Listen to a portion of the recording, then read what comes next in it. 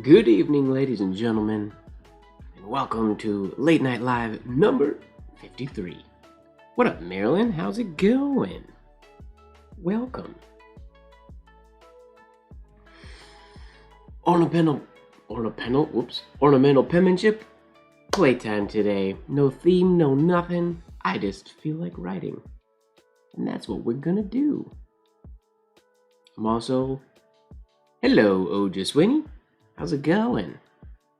I'm also gonna eat cookies. Sorry for eating on camera, but I just made these. They just came out of the oven a couple minutes ago.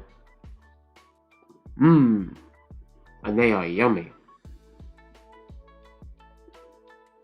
What's going on, Jay? Welcome. Yeah. Eat this cookie, then I'll get started.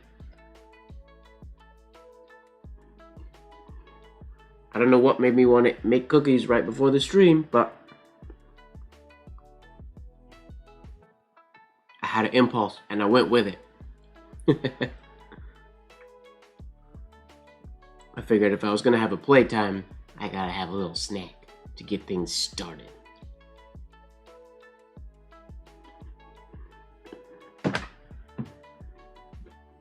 Actually don't know how crunchy me eating is on the microphone. Hopefully that doesn't sound too bad.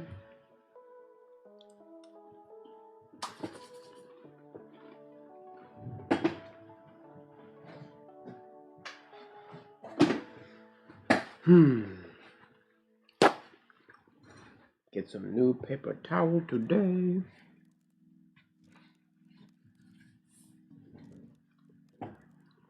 That's very true.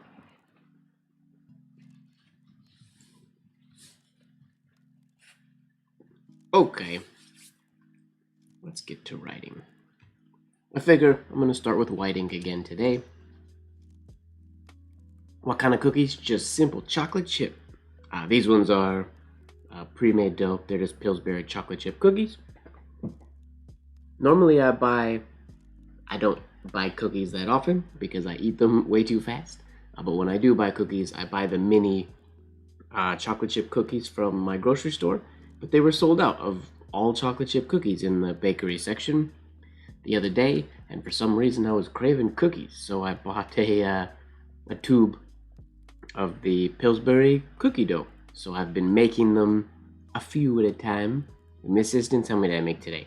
6? So I have six cookies sitting in front of me that I will periodically take little bites from. What's going on, Rose? How you doing? And I switched nibs today. I haven't given the Hunt 101 much love recently, so I'm going to use a Hunt 101. See how we feel about it today. So probably won't have quite the same hairline as we've been used to the past couple weeks, but we'll see. I haven't sharpened these ones or anything. I looked at them quickly just with my naked eye. And they seem to be aligned pretty good.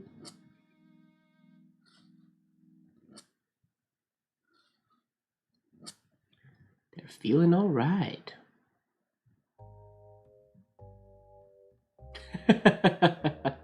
Hello, James. Welcome to the group.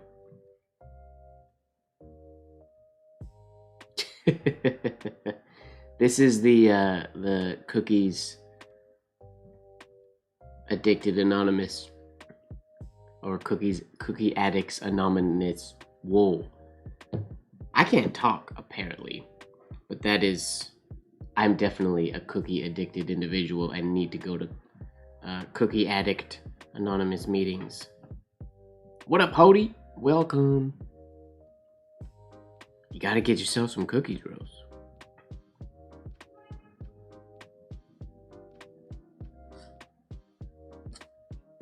This hairline's pretty nice out of this brand new Hunt 101.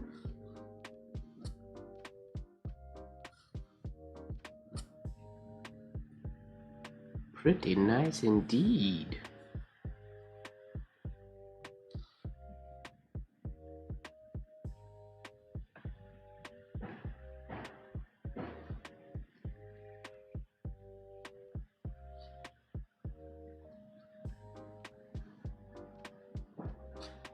Oh yeah, our lowercase hairline suffers a little bit because we don't have the really fast movement speed, but that's alright.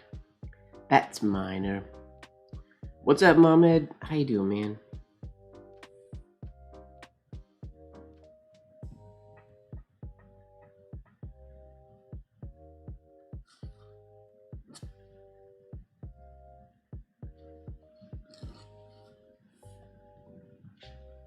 Oh, and we got Lurker James in the house. I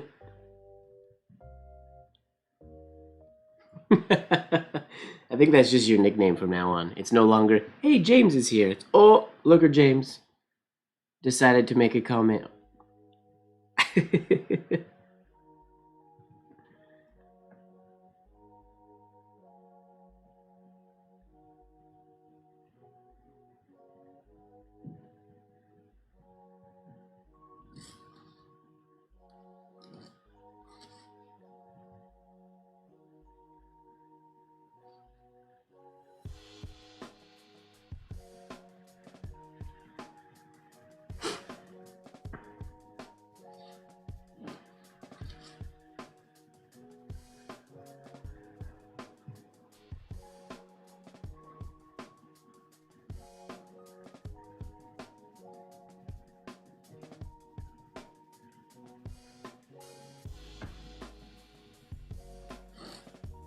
Lurker James.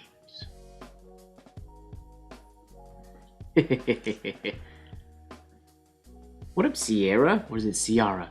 Sierra, I'm assuming. How you doing? What are we doing today? Rose, I don't know. You guys can kind of dictate the, what up, Mush? You guys can kind of, we're sort of going, the flow of whatever happens, sort of. I don't really have a, I don't have a theme or a plan today. I just kind of feel like writing, and we will write anything. Let's bake cookies. I literally just pulled these cookies out of the oven like 5 minutes ago, so they are fresh. But I don't know. I don't really call it baking cookies when I just take pre-made cookie dough and put it in the oven. That's cheating. Bottom shaded script. We could pull an example of that out. Maybe a little bit later. We'll try to get into that. We'll give that a shot. I've never done it before. Write the Lord's Prayer. That's long. I could do that as well. I don't know, I'll be honest, I don't know that I'm in the mood to do any, like, big things? That sounds kind of silly, but any, like, pieces. I'm not sure. Oh, what up, Colby? Oh, Colby, I don't know if you saw, because I know you're in the Discord, but the Discord wasn't quiet this week. Pody was asking about your holders in the Discord.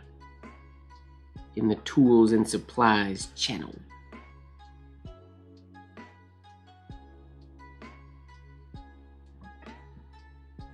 That is an opening.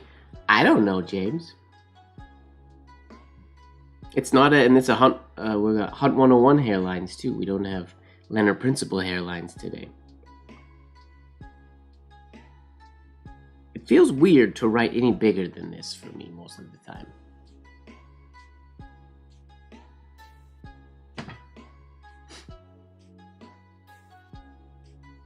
Shaded Spencerian. Ooh.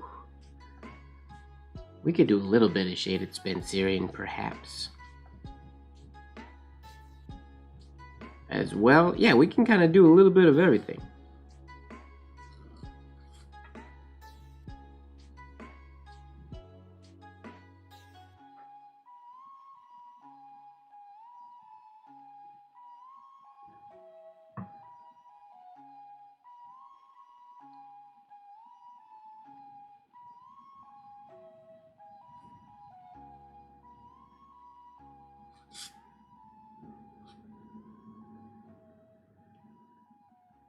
Spuds.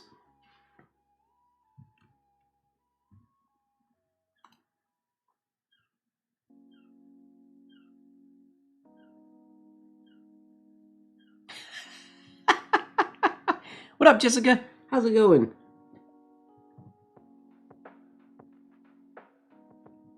I don't know when registration is going to open. The class is until September.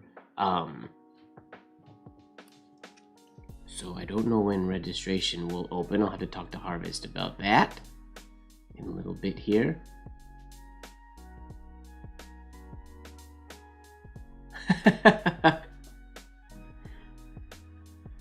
Thank you very much, Gaganpreet.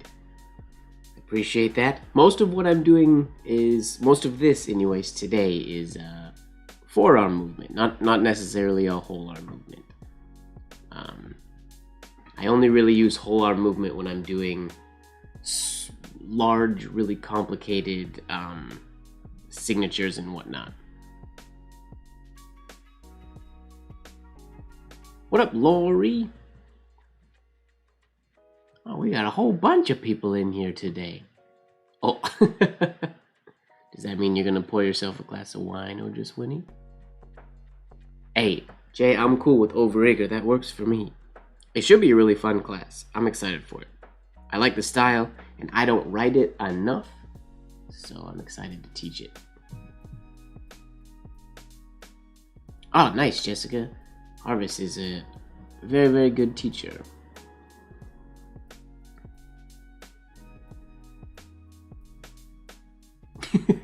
Yeah, I wrote Looker James because I think this might be a record. James did his custom dab emoji to let everybody know he was here, but I feel like it was earlier than normal. I feel like normally he waits a little bit and then I have to ask, Looker James, are you here? Before he'll show himself. But he made his presence known, so I figured I would write Looker James. And that's just his nickname now, because now we have two James. Well, we have Jay and we have James. But if we get another James, then we're gonna have Jay, James, and Looker James. I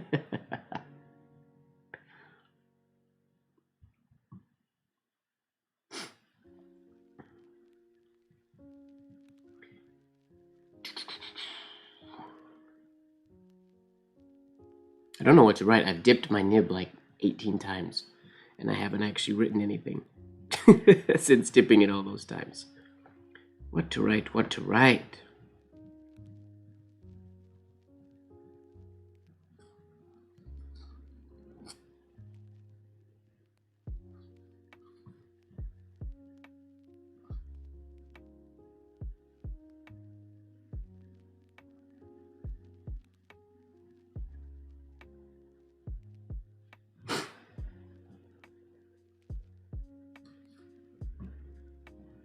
Ooh, super tall, unshaded Spencerian.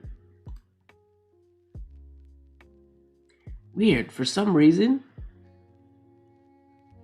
can you guys do a test for me real quick? Write the that emoji that James used, the crying emoji.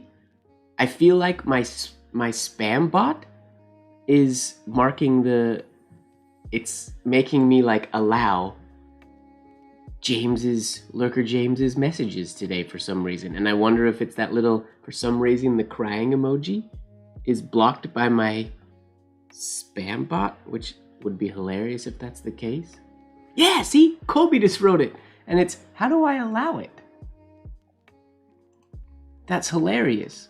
Yeah, I have to, weird, in order for you guys to use the crying emoji, I have to allow it. But I legitimately don't know how to go in. That's like what moderators do. I obviously don't have a moderator. I'll have to do that. Nope, that one's okay. Oh, just when it's the single tier. People are allowed to bawl in this stream. They're just not allowed to pout, apparently. According to my spam bot, for some reason. That's really weird.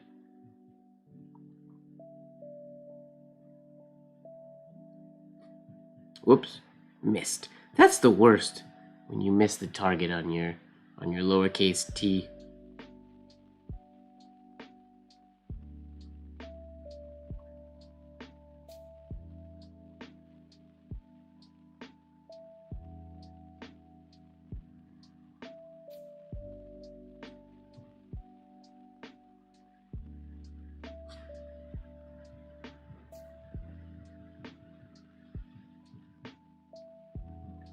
That's an interesting style of Spencerian.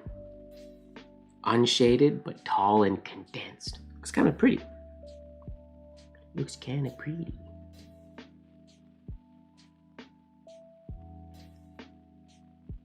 Oh, interesting.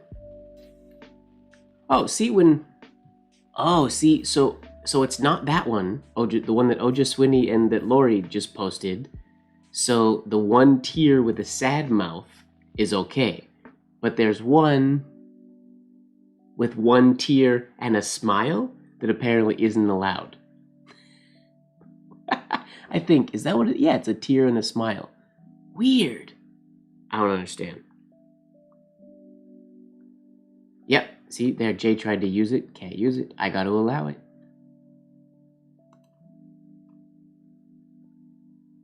Well, this isn't a bot. This is just, YouTube.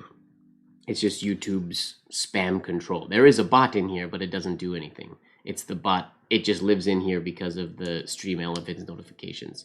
Oh gosh, now everybody's just writing. Everybody's writing it. And I have to allow it. Originally, I was going to say maybe that's just YouTube's way of telling Lurker James that he uses that emoji too much. But no, there's got to be something with that emoji. I have to find a setting to allow that in the chat. I just don't know where that is. Probably isn't hard to find. I'm just not actually on YouTube at the moment.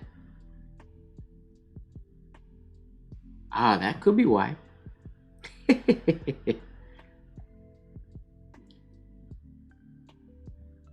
Tear smile. Wait, somebody asked me to write something.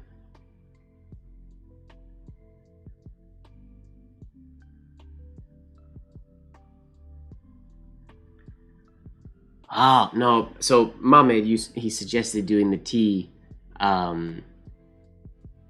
monoline first, including the ascender, and then add the shade. And I've never liked doing it that way. I've never been a fan of... I've done it that way, because you do a monoline tease in business penmanship and whatnot, but I've never enjoyed the writing the T. It's just a matter of, it's when I stop paying attention and I don't pull that shade down at the right angle, like I did, or when I'm not paying attention to where the entrance goes. But I don't like doing and then adding the shade after. Because, you can add that shade slow too, but I like that shade to be... I like everything to be quick.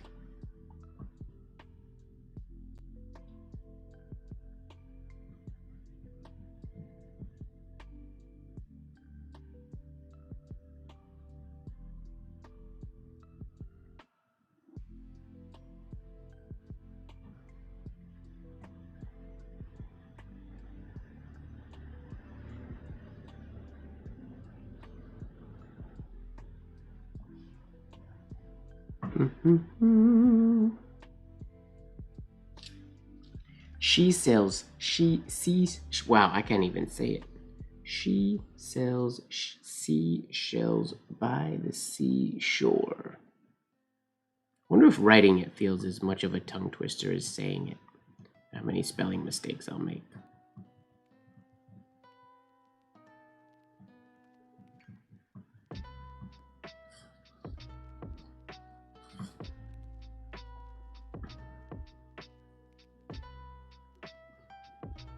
Whoops.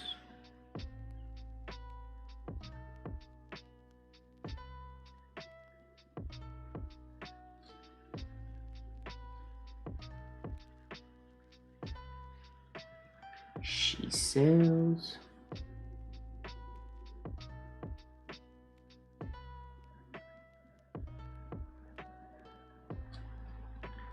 seashells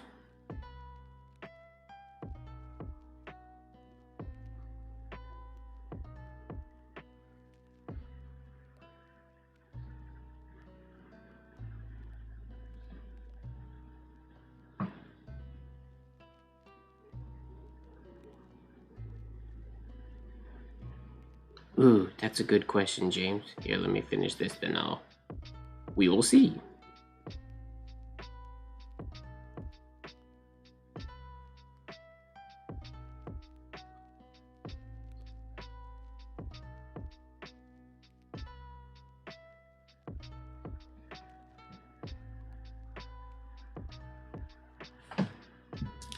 Not enough space to get it all in one line, unfortunately. We'll do another capital just because we can. Because why not? Oh, Momhead's got to go to work. Momhead, you just got to get a job that works at a different time. Priorities, man. Have a good day, dude. Thanks for popping in.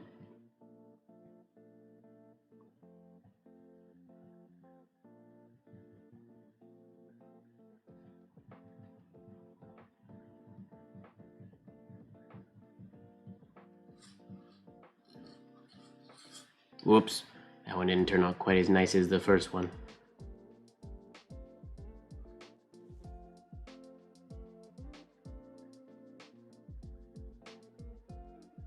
And I wrote the wrong word, so we're gonna say of.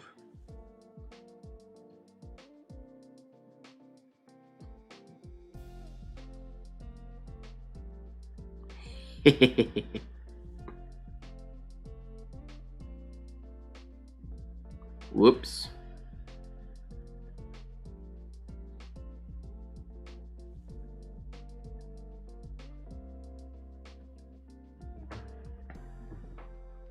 Okay, James asked, when you write a passage in quotes, do you put them before the whole OP cap or overlap it a little bit? Okay, I get what you're saying. So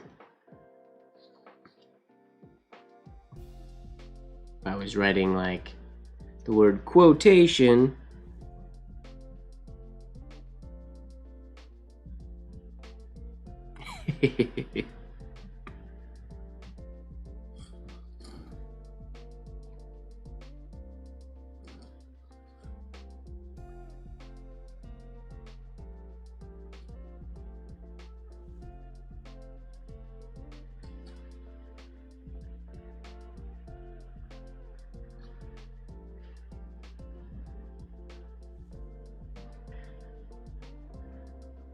I guess I don't put it like all the way over here. I would probably put it like right there in that instance. Or there are other times where I'll put it inside. I mean, the ending ones are easy because they just finish here. I think sometimes I would maybe put it as well, like say we were doing an S, or yeah, if we were doing something like a capital S.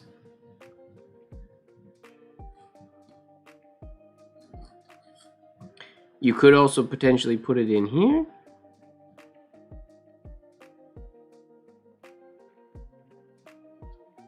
Maybe?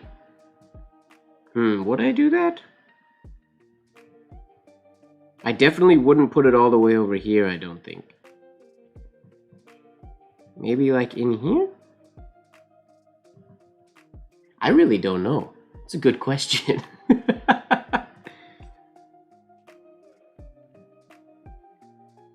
Because they might even look good in this little divot. That's probably the one. Wait. Honestly, actually, when I look at that, I like the look of this one on the outside the most. Even though I know that was the one I said that's not what I would do. I feel like that one, when you look at it as a quote, having the quote start way out here, or like for seashells, if I were to put it like way over here, that makes sense. I do know in the past though I've put it inside the entry oval, but that's probably just because I don't know where it should go.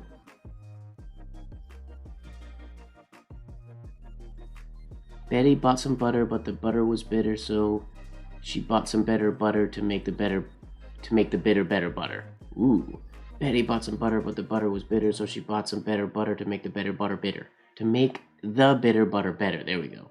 Betty bought some butter, but the butter was bitter, so she bought some better butter to make the bitter butter better. Woo! Mic drop.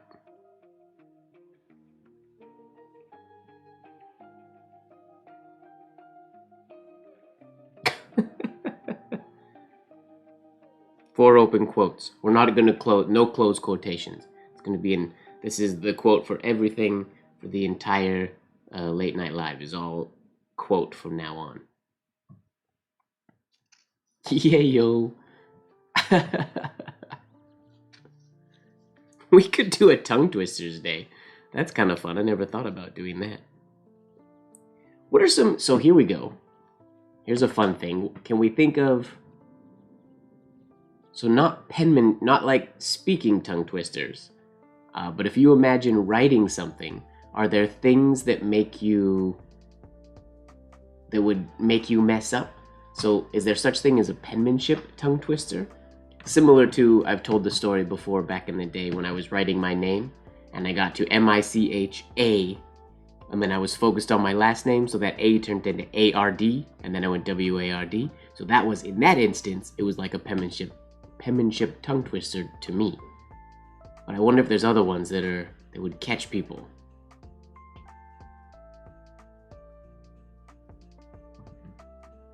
A nib twister. Oh, but not twisters like, I mean, we've done twisters lots of times. Several Z's. I mean, one of the hardest, I wouldn't call it a penmanship tongue twister. One of the hardest words that I feel like I've ever been told to write was, it's the name of a road in Nevada, I think? And it's Z or ZZYZX is Zizix Road.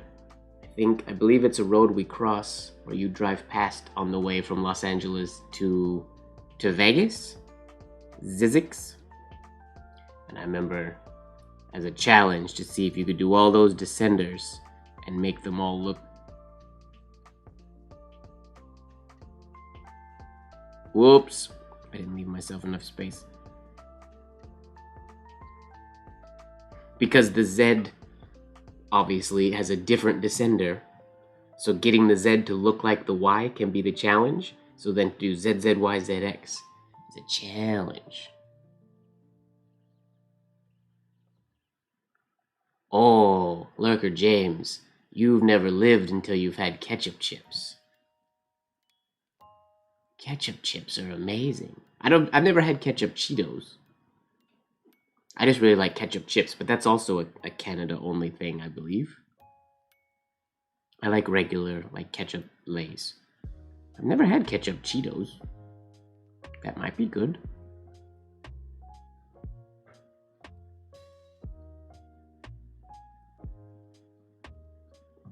So I don't leave enough space after that Y, that's an issue. To make those all look the same.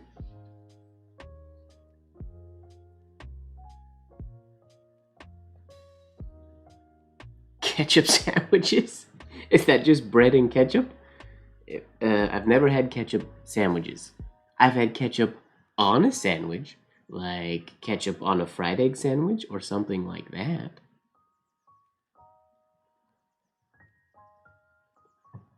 Yeah, Zizix is this could be training for Fozzie to write her. If she learned how to write Zizix, Fozzie would be simple. But I mean, it's just, I guess it's the same thing. She just has to follow it up with another Z.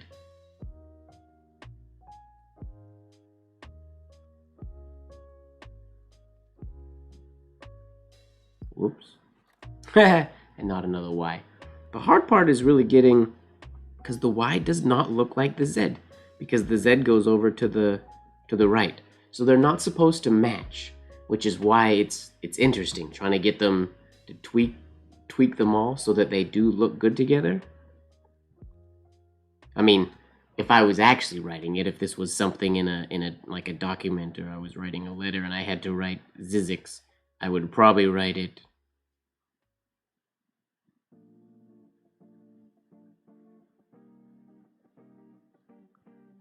like that. I would probably use a terminal Y.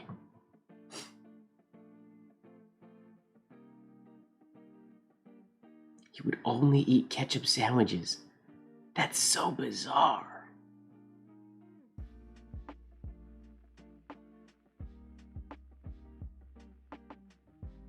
Yeah, Gagan Preet, your name is very long. Singh Marwa. I mean, or you could also do, like, you could do a loop in just the second one. That's why utilizing the terminal descender can be so handy.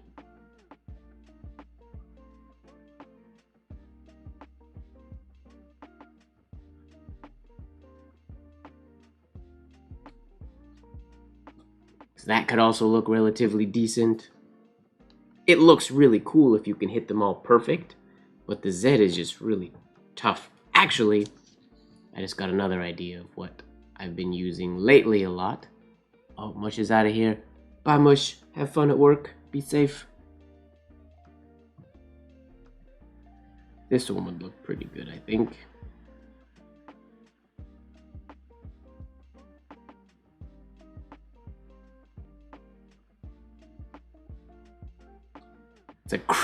Ignore that X, but I've been using that Y a lot lately. It just looks and feels so, it's so clean and nice.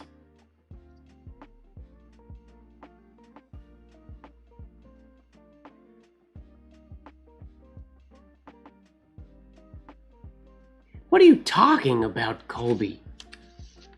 CLC? That just flows right into itself. What do you mean that doesn't work?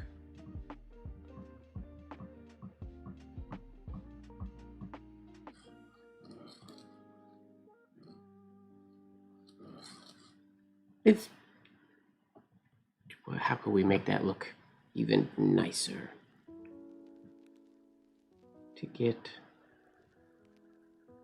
We bring that guy a little bit bigger.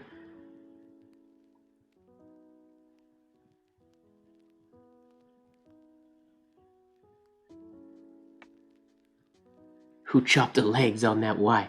I love the short non-looped Y. I think it looks so cool. I don't remember where I saw it first, but I use it quite a bit lately. Just in, like, when I'm writing thank you letters and stuff.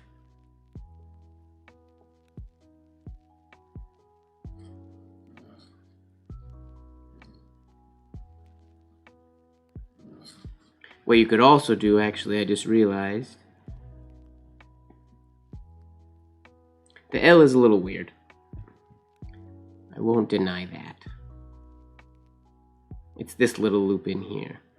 Can I get into...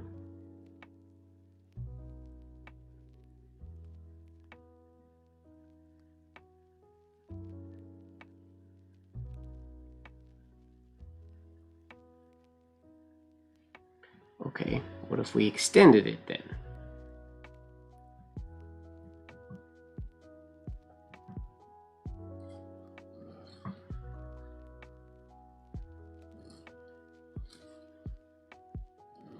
Oh, there's something to that. It creates a hot spot, but tightening those two together,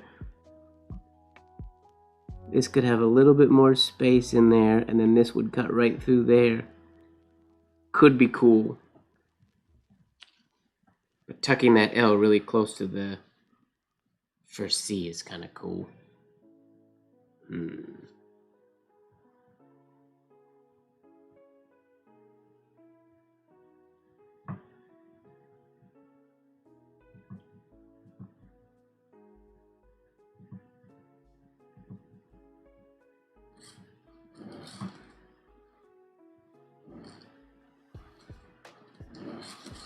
Oh, ran out of ink. There's something there.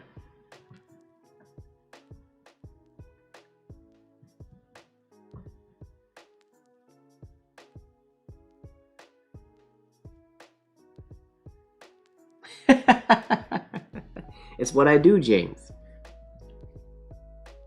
My only I do agree though what you're talking about with the little hotspot there, Colby, but I mean it's similar. It's very similar If you think like the variations that like Kanan used for CC Kanan to get those 3 Cs, the flow of that, it's just a matter of, I really like the idea of tucking this, the L in closer to the C. It's now you just have to figure out where the next C can go. Like maybe this L has to come all the way up. Ooh, it could go up there. Wait, I'll try one more. If we stopped and actually designed it out, it could be pretty cool. What up, Brett? Don't cry. Why is there so many crying emojis today?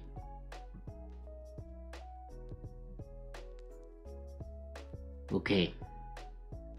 Gangan-Preet, we'll see what we can work out in a second here.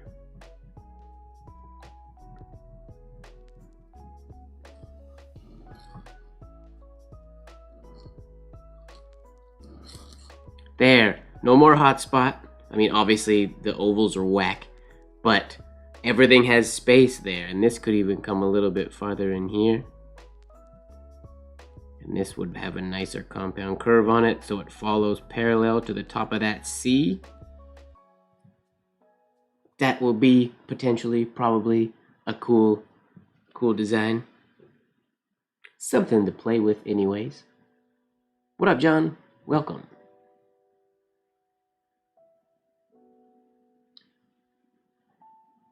GSM. Oh, G's and S's are tough.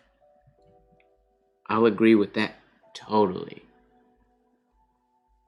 Ooh, I wrote Sherlock Holmes actually last week. I just happened to have been warming up on this sheet of paper.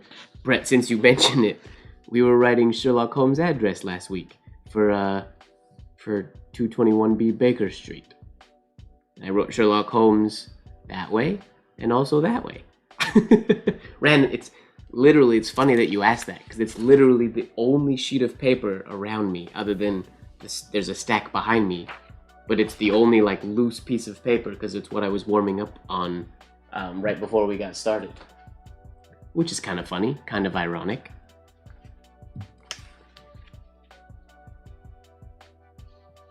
Yodo.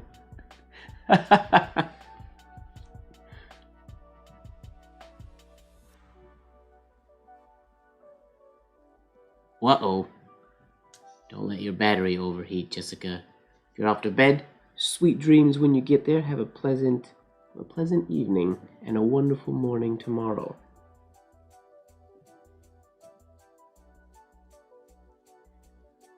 What are we trying? GSM? GSM. Oh, that's a tough combination. What up, Fozzie? Fozzie, you missed it. We were going over this word, Zizix, which is a road in Nevada. We were playing with different ways of writing it, and then, obviously, your name came up.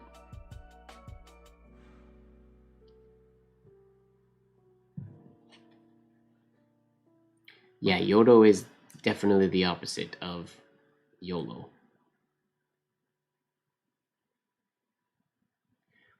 Oh, Gangan-Preet, we don't get to choose our name. Well, we can always choose nicknames. But that's why, like, back in the day, a lot of penmen would go by, it was common for people to go by their middle names and things like that instead, to change the order. Oh, Fozzie, we didn't actually write your name. I didn't get that far. I probably would have, but then Colby was outlandish enough to tell me that his signature, or that his initials didn't flow well together. So that derailed me on my current train of thought, and I had to try to put together CLC. And now we're working on, what is it? GSM for Gangan-Preet. What kind of G? It's just, oh man. Because we come out of that way. How do you combine those? The easiest way, which is like the cop-out way, is to use this variation of the G. Oh, but then we don't have an M either.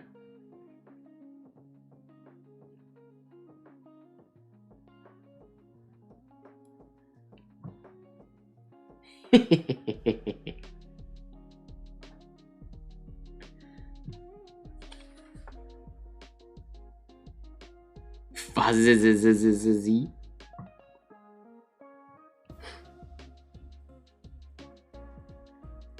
I want to get this GSM with the traditional G. Ooh! This could be a compound curve. Ooh, that looks ugly, but that could work.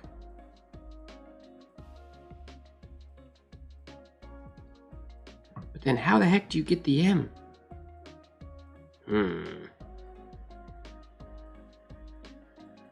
A challenge. Do we have to start with the M?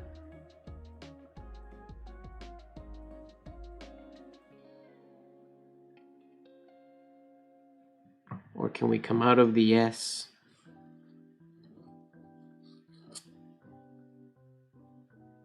We could come out of the S that way. That's the easiest way to do an S to an M.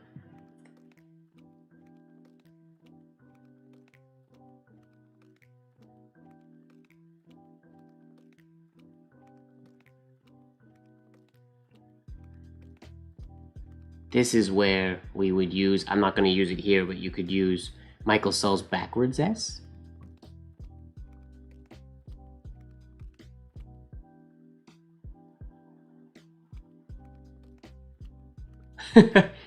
Yeah, monograms can be they can be time consuming, especially if they're tough to flow things together. But the cool thing about names that are difficult to make like normal monograms of, they force you to be creative and to think up sort of interesting ideas. I don't even remember what I came up with when I did GRMY. You'll have to post it in the Discord so I can see it again, because I don't remember how we did it.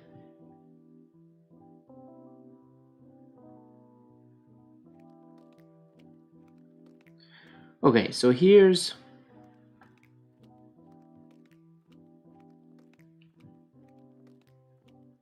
easiest.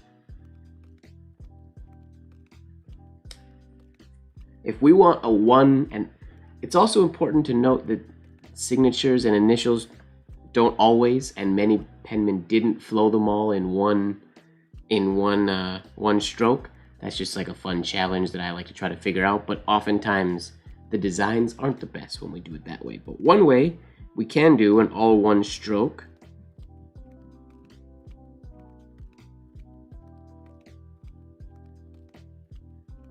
Oh, can I do this? Let's see if this works.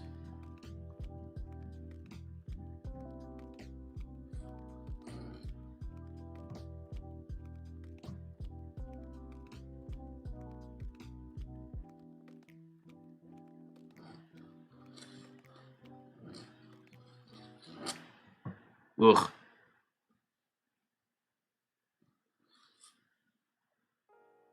They're all there. My ovals are crazy. But that is one way to get the whole thing. Obviously, this oval needs to come up and need to be up here so that smooths out. And then this needs to come up higher on the upper left, and this needs to go down there. And this has to go up this way, so the whole thing goes higher. This needs to be flat on the baseline. But that's one way to get it all. I would probably not make that the way I always wrote my my initials, because that's probably not the easiest variation. I would probably just use a version that is not connected. Like I would just do, yeah, I would probably do all three of them unconnected and just have them be super loopy. So you have the G, you have the same size loopy S, and then you find some way to make your M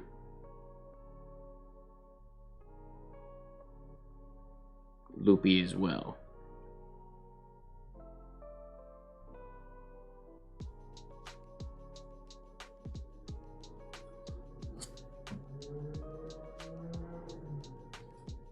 like that. So it's not a single flow, but it ends up looking a little bit better. And it also kind of makes, if you play around with it, you can almost get there's like a little heart in there.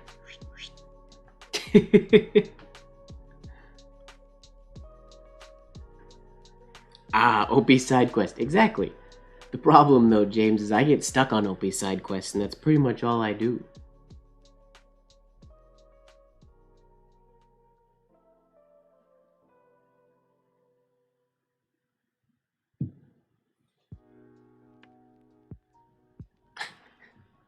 How do you connect a C to a D? Oh, that's easy.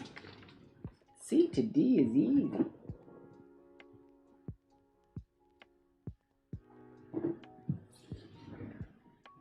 ACD.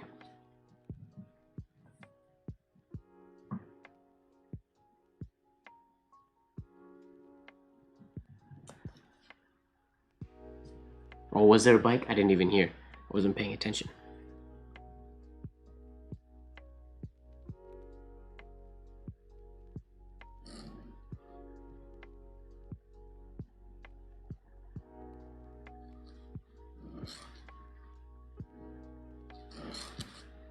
Like that, except bring the D closer to the C.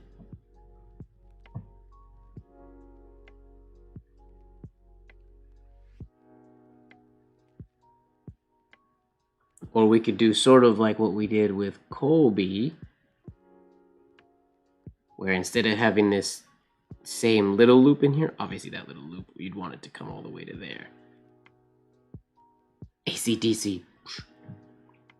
What else could you do? Because of the stem of the D, your initials might look good with the A that I never use.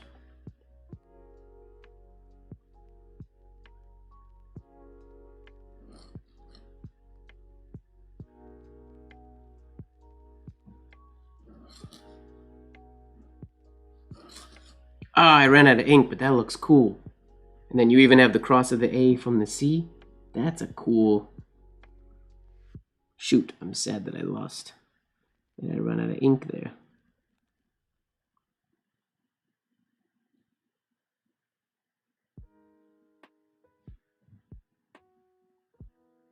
And there's a hair in my nib, of course there is.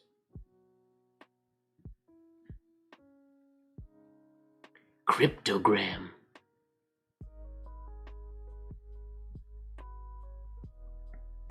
I rarely use this A, but there are instances like this one where it could look really cool. If you were gonna do it though, you would have to practice that that stroke that I know you love so much, Fozzie. That compound curve shaded, so that this shade, like this one that I did, is too small for the size of those C's. You'd have to go a little chill on your C and D shades, or get that A shade nice and big.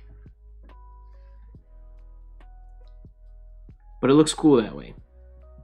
But originally, before I had that idea, I was going to try and tuck in the entry oval for the last D a little bit more. So something more like, if I can do it,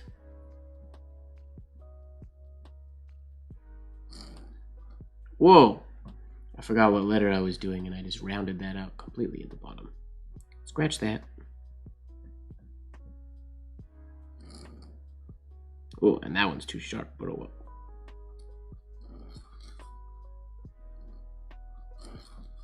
well. I don't like where it crossed, but I like the idea of that sort of going back in here to tie everything together. Like, I think it might be cool if it came around here and came all the way under. That could be pretty cool. Almost paralleling this line that the C makes until it deviates to go up. Yeah, that would actually be really dope.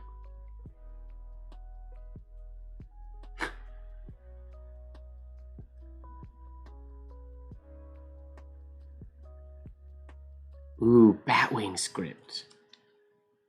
Batwing script is fun. You know what's funny? I was chatting with Bailey the other day, and we were trying to figure out where that term came from. because I don't remember ever seeing Batwing script in any books. I couldn't find in the Business Educator any references to Batwing script. So the first time I remember hearing it was Bailey when she designed this shirt, actually. And I asked her where she got it from, and I think it was actually Kestrel who commented on a post that Bailey made of this script, and she said it looks like bat wings. And I think from that day on, she and I started referring to it as Batwing script. But I don't know if that's actually where the name came from, because I can't find any reference to it in the old books or that it ever had a name. Like, it was just as much Madara script as the Madara script that we know as Madara script, which is interesting. Could you use that for A to go? Yeah, of course. It would work even better with O because you don't have the downstroke. I want to try this ACD one more time and see if I can get that entry the way I'm imagining it.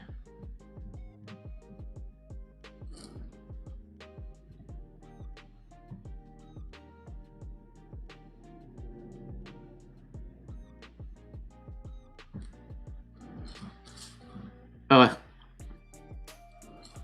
not like that. I messed up. Because this oval is not ovoid at all. But, and this is way too long. But it's a neat idea. I wonder. I don't know. That's the cool thing about signatures. There's countless possibilities of different ways that things can go together. Ooh, what up, Aravind? How's it going? What does the capital K look like? I can show you the capital K, Brett.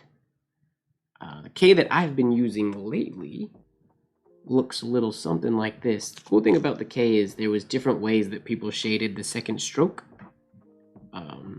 Normally you'd get just a standard horizontal oval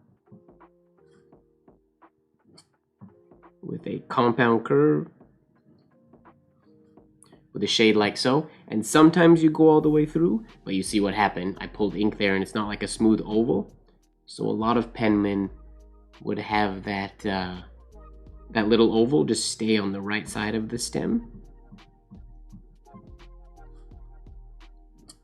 Whoops, ugly stem shade, but they'd have that little oval would just sit on the right hand side.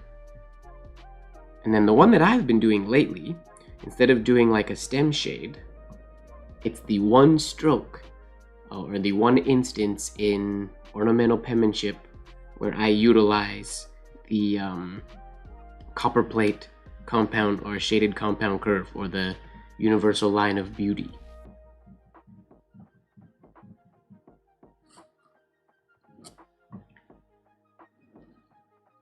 Like so. I shaded a little bit too high, but that one right there. The K is one spot where that can work relatively well. Let me try it again without shading that quite so high.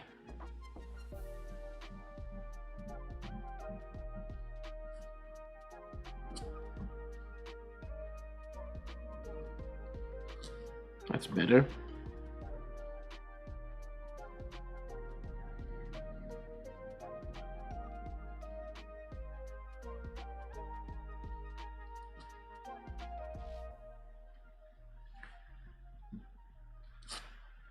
Canada.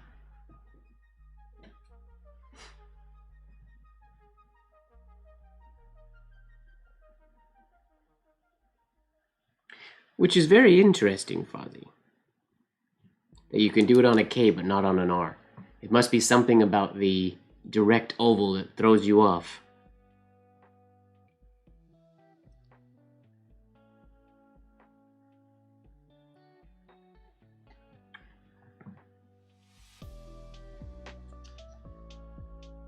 That's right, abracadabra, because Colby wrote that way up there. In Batwing script. I don't even know if I can remember how to do Batwing script. Ooh, not a very nice A to get started.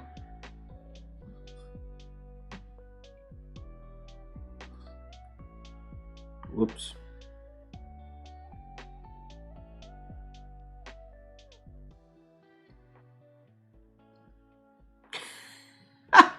This is looking horrible so far. Let's pretend that that's not what we were doing. Let me try again.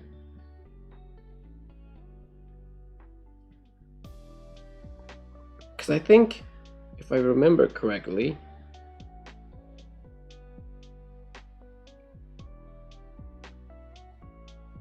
yeah, we just essentially do Madara script.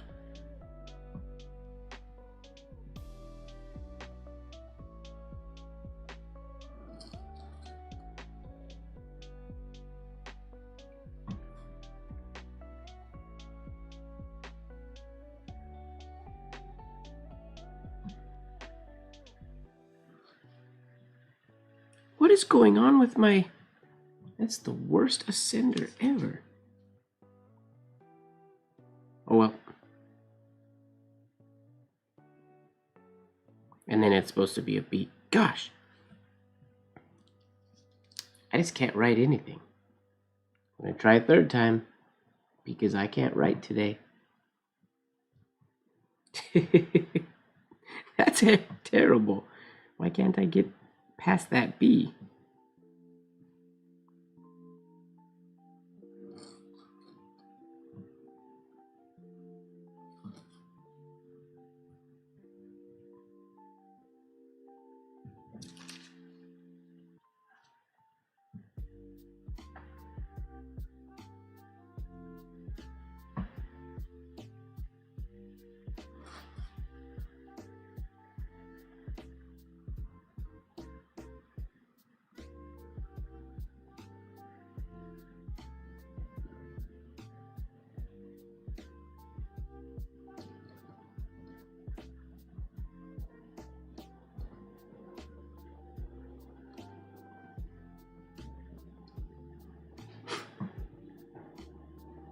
So you essentially write the whole thing in just like in Grosser script, basically, or Madara script, not in Grosser script.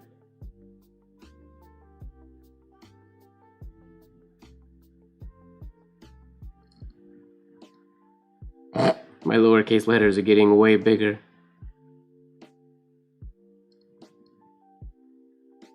But I'm gonna roll with it. Oh, this is horrible.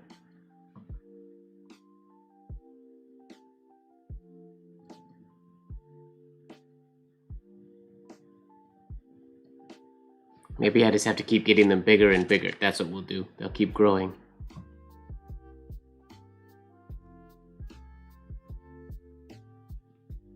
Abracadabra.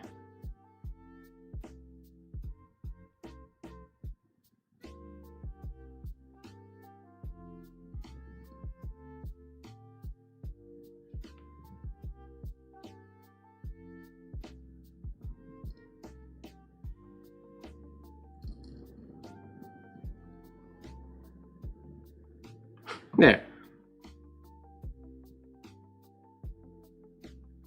We'll make a version of it that just keeps getting bigger.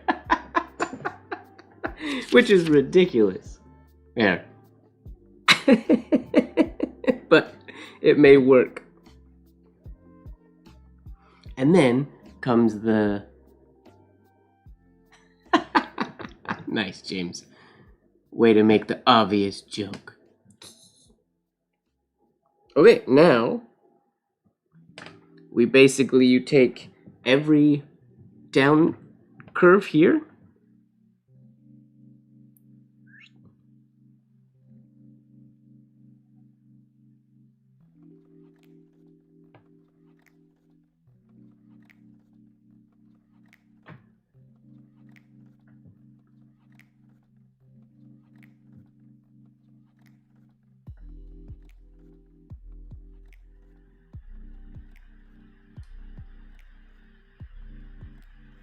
this is not probably methodical enough of a way of doing this to get the best results.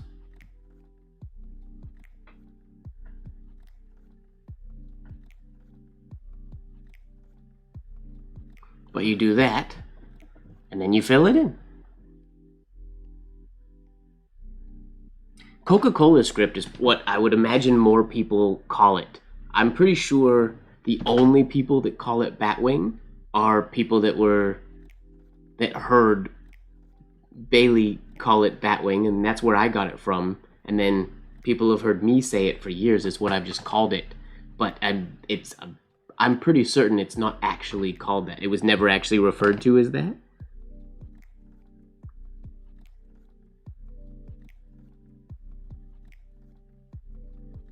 This paper is so crummy for this. It just gets super soggy, but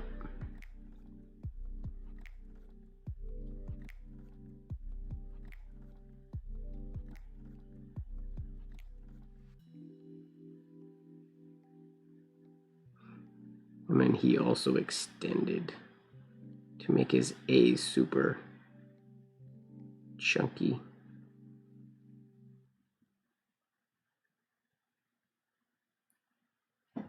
Ugh, I just keep picking up fibers in my nib.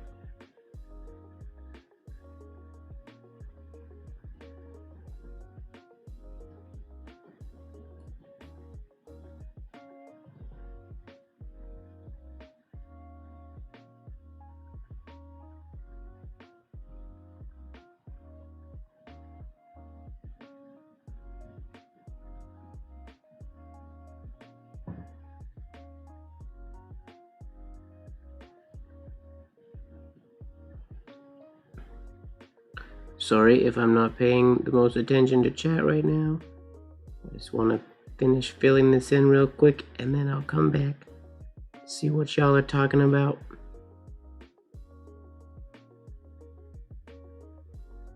Trying to do this nice and quick.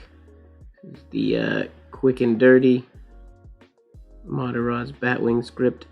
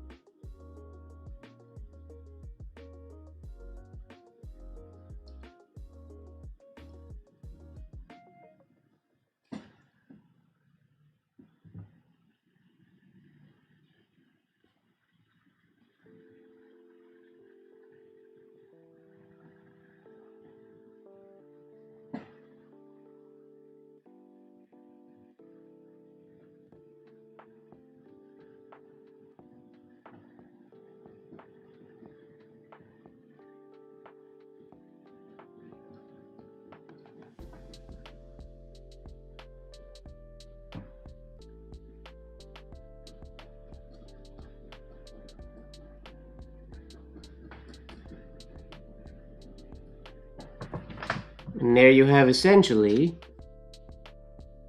Abracadabra in MrMGWard's Batwing script.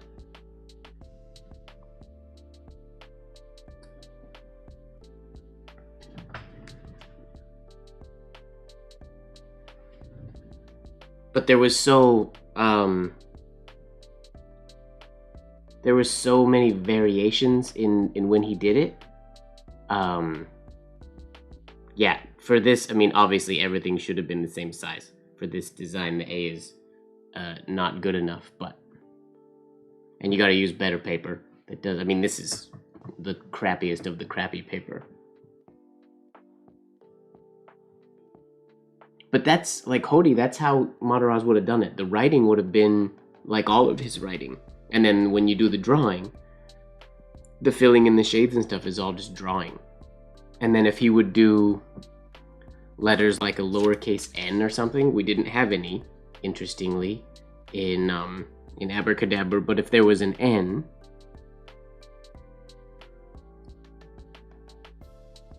that was like so. he would do the standard, the curve like we did on those other letters.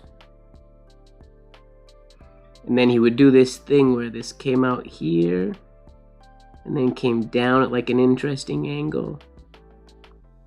And there. So it was like almost triangular on the bottom of these. Which you can see on the bottom of the K. He did that. It's an interesting style. I clip every example of it that I see in the Business Educator or whatnot, because I tried to find as many examples, because it's not always the same thing. It's not like a script style that he taught and that was like cemented like always the same. So I tried to get as many examples as possible when I did, like when I designed this one, and now that I'm refining it, just to see like what would Mataraz have done.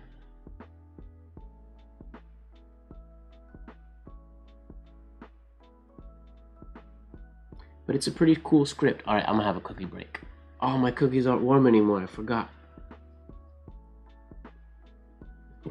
I forgot to eat them.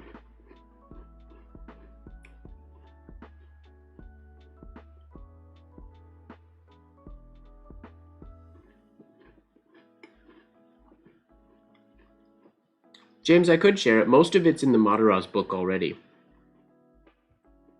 There's just a couple examples, a couple single words. They got posted, I think it was around...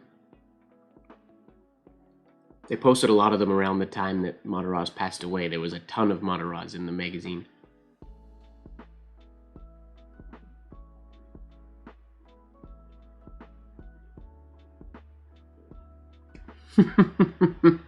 Sorry, Odie. I can share it though, James. I just don't think I have all of them yet. I was hoping to find some more. I was just putting the collection together actually just the other day. I have one more cookie, and then I'll get back to writing. Fun! That's actually the first time I think I've written. I've just done a Batwing type of thing on the fly. I've done it in Photoshop when I did this, but Bailey wrote this. I didn't.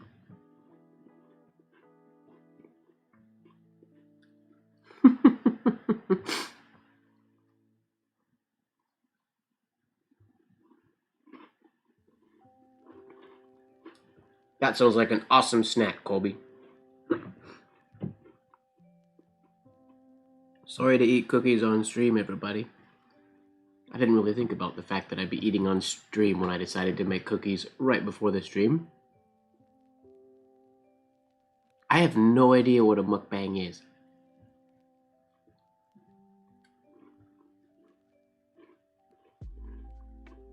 Nor do I know if I've ever had one. Whatever it is.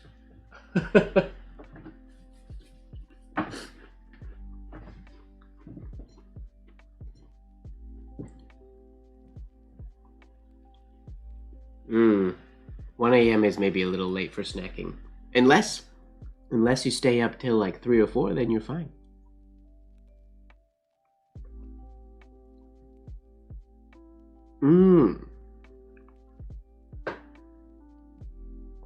I'll do a just eating live stream. That'd be fun. We could do a... Yeah, Bozzy chocolate chip. We could do that kind of a Q&A where no demonstration, just verbal explanation. If people have questions. The one thing I don't like about... Not that I don't like, but the one thing that always catches my eye, and I always see it as a mistake, but it's the way Mataraz did it. The ascenders in Batwing script, I'm just going to call it that, the ascenders always look, for anybody who's taken my Spencerian class before has probably heard me use the term windswept, and that's when ascenders that should be on the slant line end up getting this look where they go up and they curve down that way. So they get that curve shape. So to me, they look a little windswept. And when you get them, the way he shaded them, because that shade is applied later, they all, like, I tried really hard when I photoshopped these to make them look as little windswept as possible, as less windswept as possible. But all of Mataraz's writing, when he uses this script, they all the ascenders look curved. I don't like it, but it was intentional. Mangoes, yummy.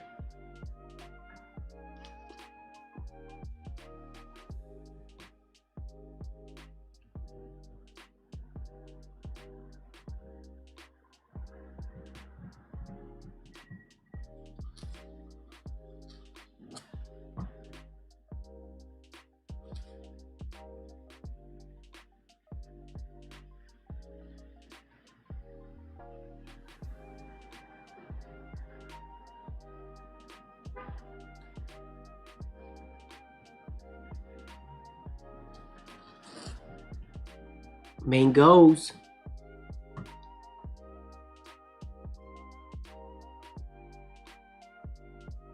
Is it tea time yet? I, once again, as per usual, forgot that I had tea, so I should take some tea.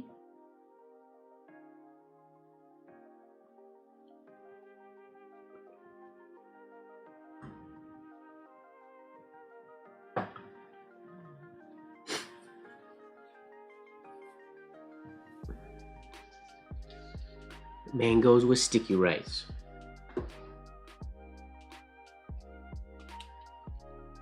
Oh yeah?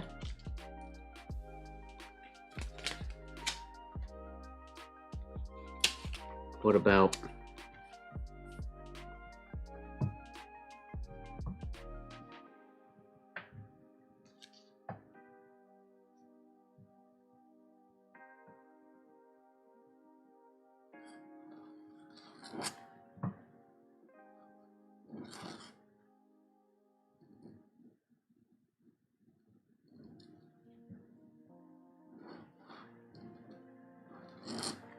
about mango with sticky note?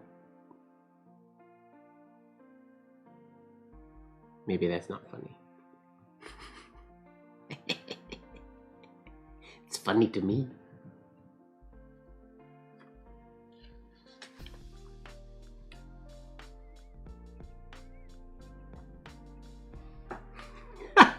That's the kind of mood I'm in today. Sorry.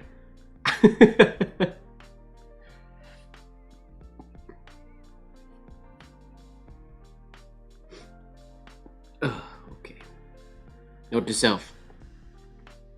White is not very visible on a sticky note. Can the camera even see that? Hardly.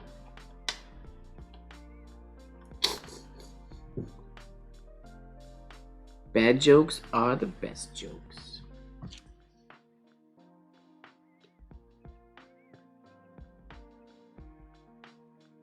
You never made rice before, Colby? What technique did you use? Do you have a rice maker, or did you use the microwave or in a pot?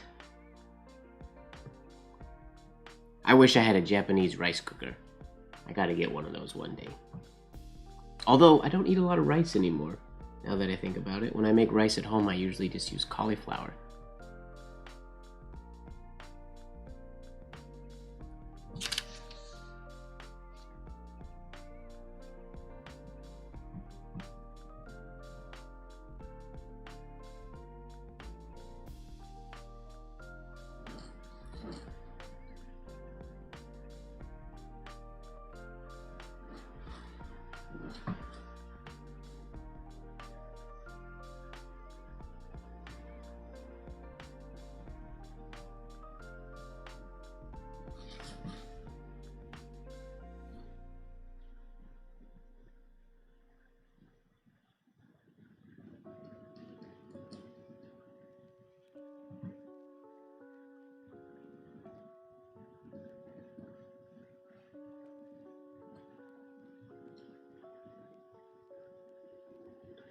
enjoying the rice.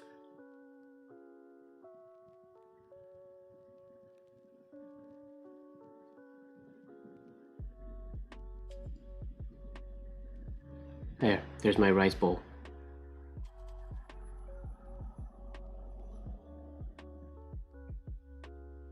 Ooh, stationery shopping, that's fun.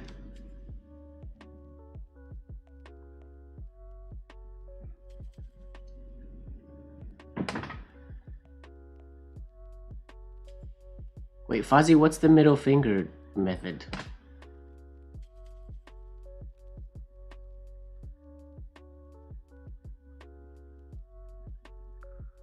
That sounds really good, Colby. Middle finger method or not, I still want a Japanese rice cooker. They make it so convenient. It's so easy. Stationery shopping is fun, except I own way too much stationery. I need to go on a stationery selling spree.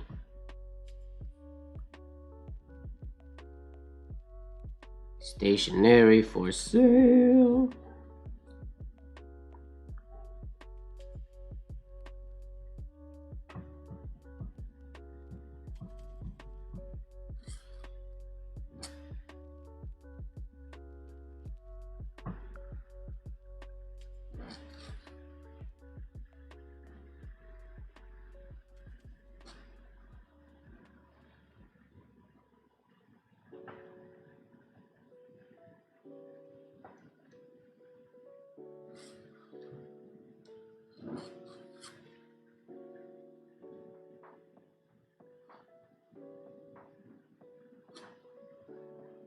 For sale.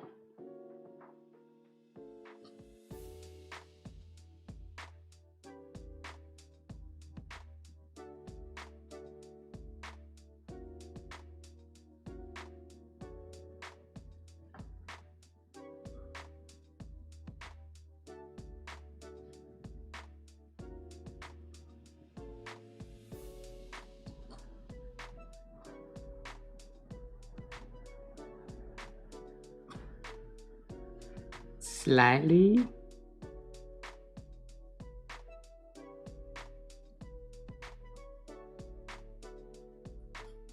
Used.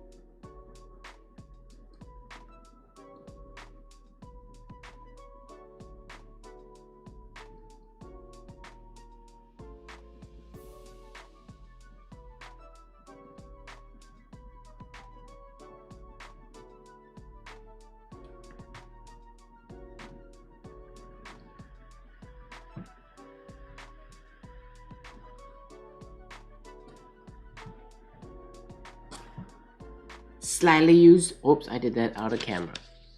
Stationery.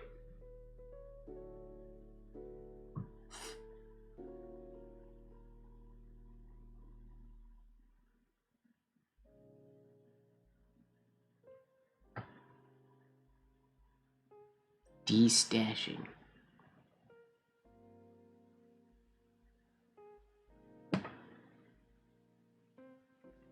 Well, that's good. James, the Japanese rice cookers, they would just make rice like every night. It's like how people have their coffee machine automatically set up to just like run in the morning when they wake up. That's like rice. Like, I remember, I feel like every time I've been in a Japanese household, there's just always rice ready to go and warm in the rice machine. Always. All the time. Never was there not rice ready to eat. This middle finger method you guys speak of. Does that mean that's the middle finger? So is that the depth of the water? I'm guessing.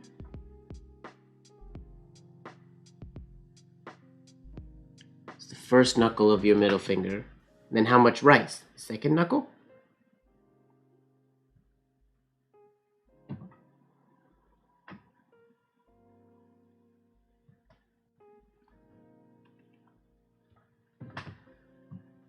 Yeah, Colby, I imagine you have too many pens. That's what happens when you make pens.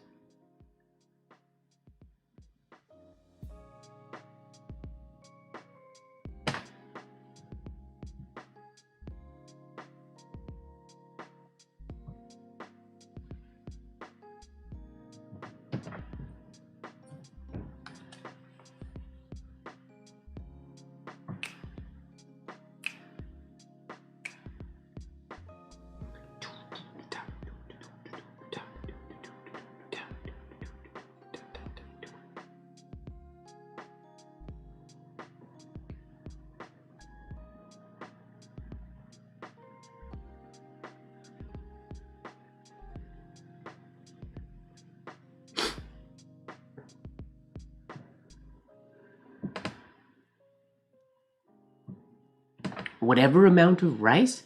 Even if the whole pot is just rice? How can that work? Doesn't there have to be some sort of correlation between the amount of rice and the amount of water? Isn't there a ratio there?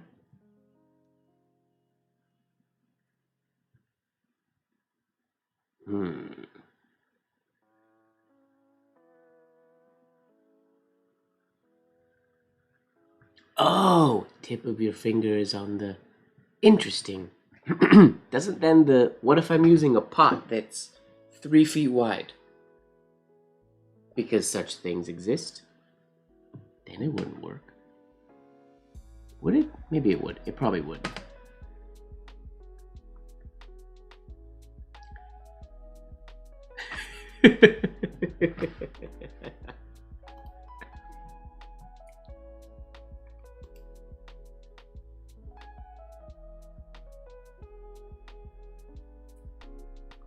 I'm just in a chill mood right now. Feeling super chill. Well, that's cool. I'll remember that next time I make rice. I don't make rice very often. Oh, so we need an example of this. What is this lower shaded writing you kept talking about? Oh, just when I know what it is, but I can't remember where it is. There's one of those in that envelope file I sent last week, right?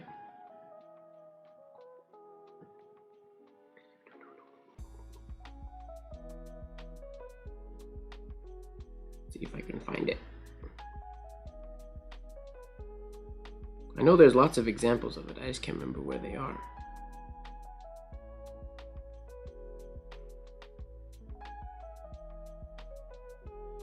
Ah, right there.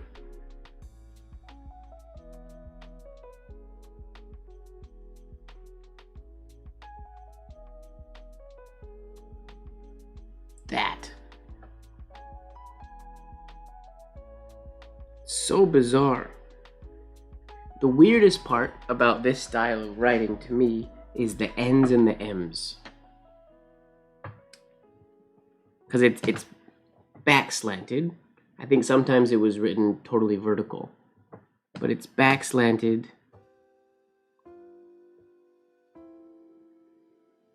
And then the, like, N. How do you differentiate from what's an N and what's an M in there? That looks like, have you guys seen Russian cursive? It's crazy.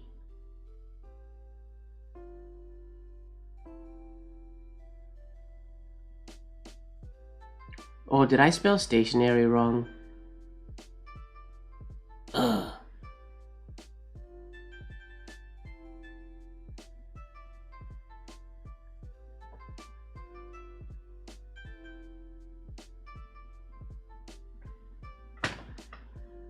Damn it. You are correct. Stationary is with an E. Well, nobody would buy my slightly used stationery.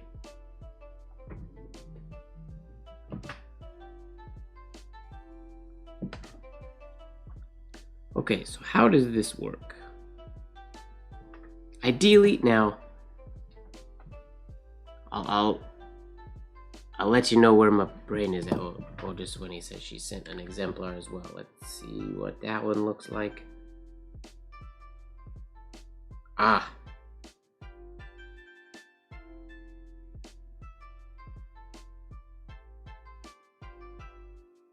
Okay. Let me save that so that I can zoom into it a little bit better. That's a full alphabet. We will read about it.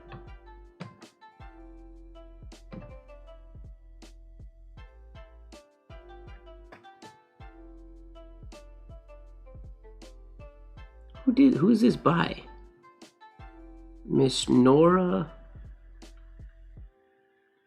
Aidenbaugh? See, I can't tell what's an N and what's an M in this script. I was trying to figure this out last time I looked at this stuff. Like, see how one of the weirdest things.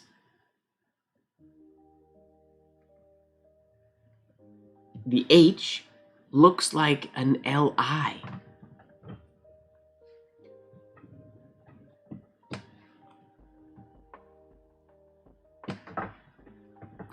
Colby, yeah, I would be definitely the person who makes my teacher have a meltdown. For sure.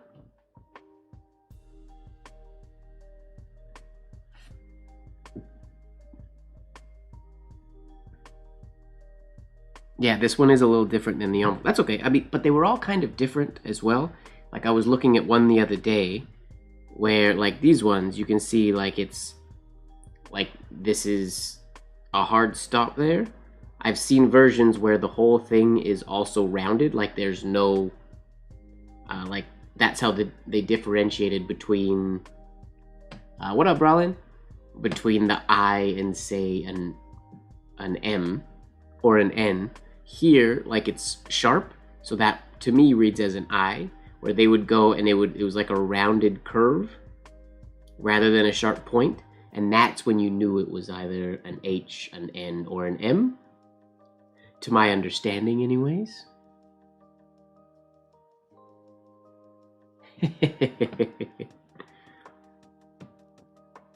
yeah, this is shaded base,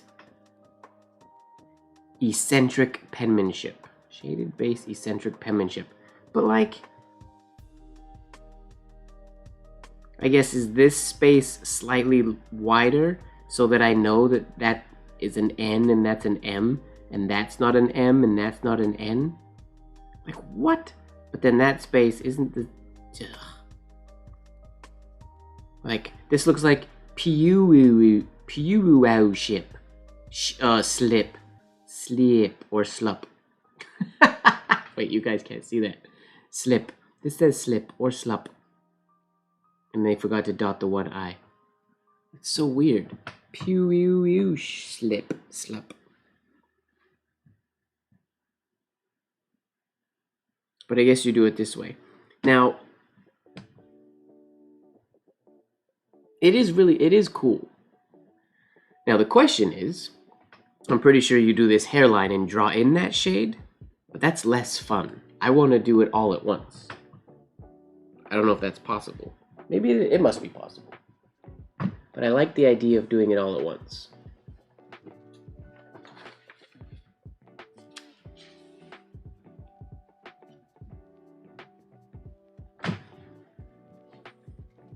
By going like this.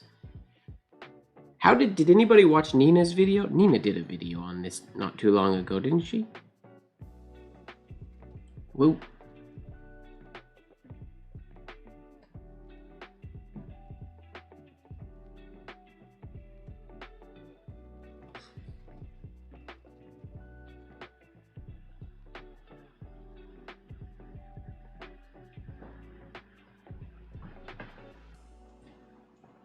Soggy bottom calligraphy.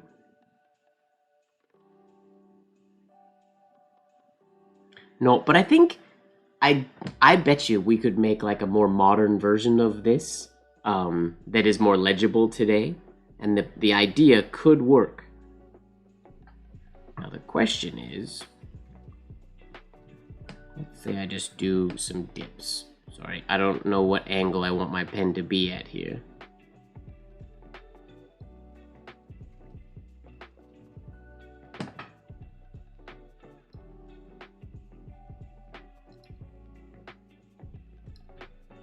Like that makes sense.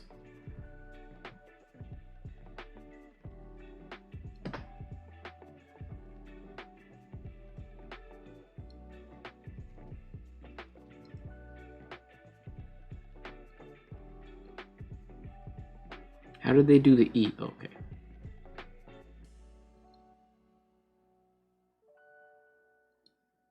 There, I wrote the word line. Is that right now?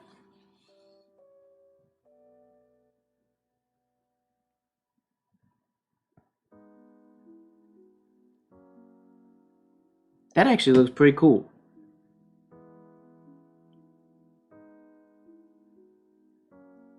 I didn't expect...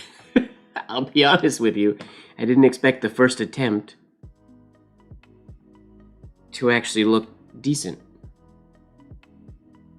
That's really not that hard. I think the coolest thing, or what I like about examples of this writing that I see the most, is that the shade is fully shaped like on a shape like this.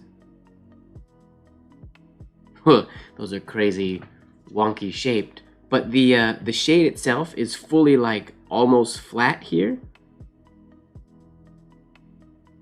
So they're using time manipulation.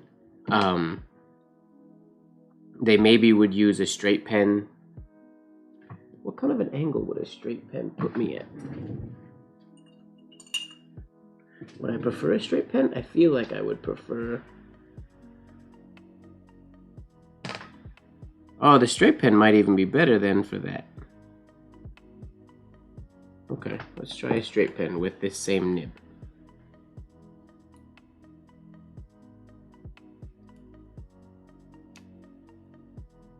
I mean, you could also, yeah, we could also use a... I could use this type of a grip as well. That's actually probably the easiest, to use a flourishing grip.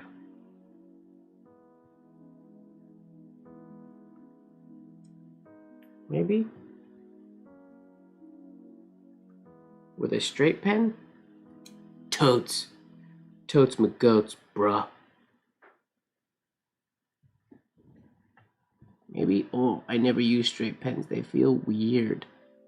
I was stoked the other day. I was gonna practice some business penmanship, and I found a really cool set of lessons by, what is it, G.E. Green, I think his name is.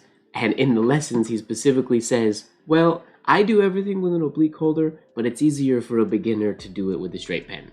And I was like, yeah! Rarely do you find penmen from back in the day, notable ones, who would allow people to do business penmanship with a straight pen.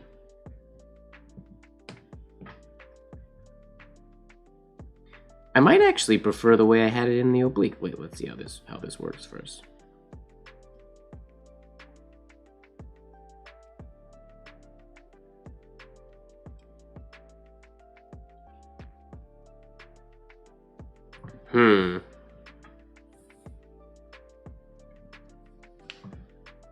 Honestly, I think the flow is a little bit better.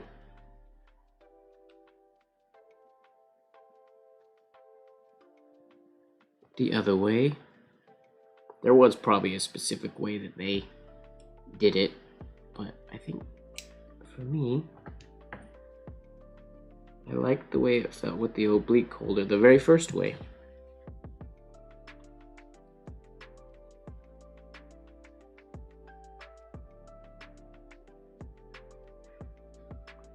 And right towards myself. Oh, but then I can't write down because my hands are gonna go through it, so that doesn't work. Ugh. I could write backwards, but that's silly.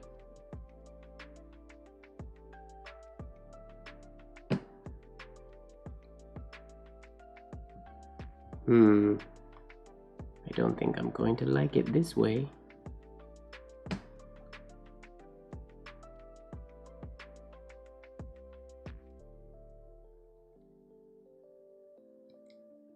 Nope. That gives me a line that goes down like that instead of horizontal.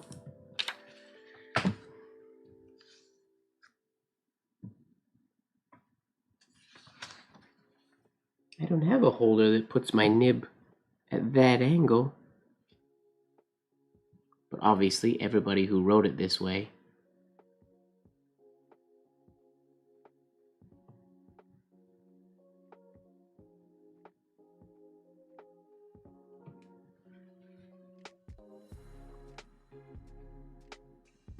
a left-handed oblique is probably the way to go.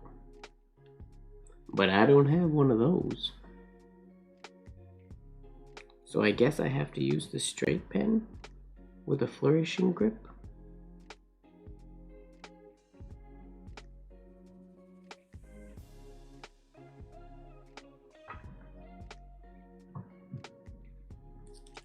Parallel pen, yep. No, because you need to have... It's definitely a pointed pen. At least I'm pretty sure it is.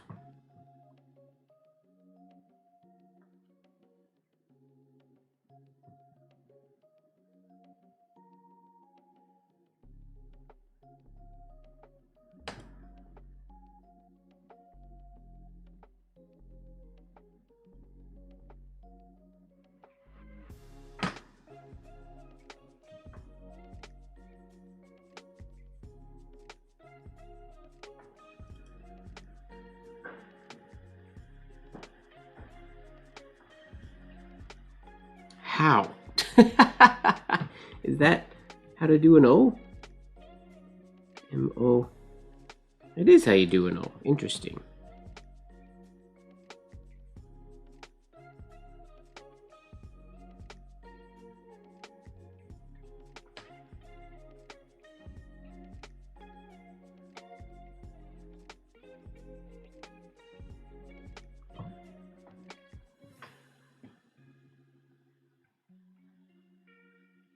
Yeah, I think this is the way. I mean, just regular grip, nib going along.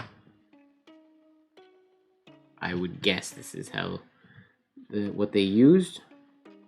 How do they do a W? Oh, they finish it like a... Right, I finished my W like an N. Oops.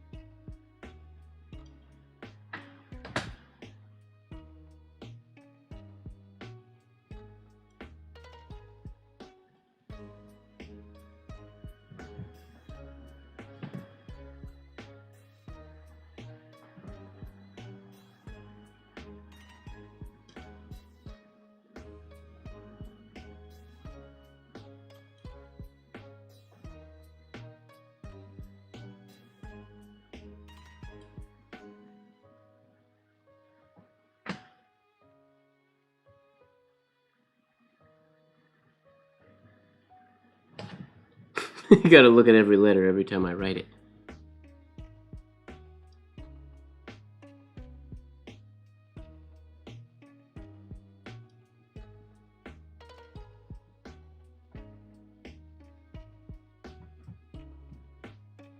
Interesting.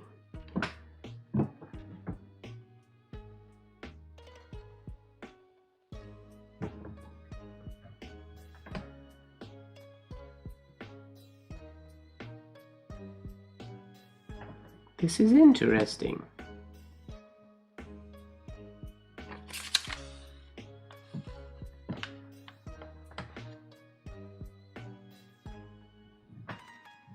Very curious. How silly.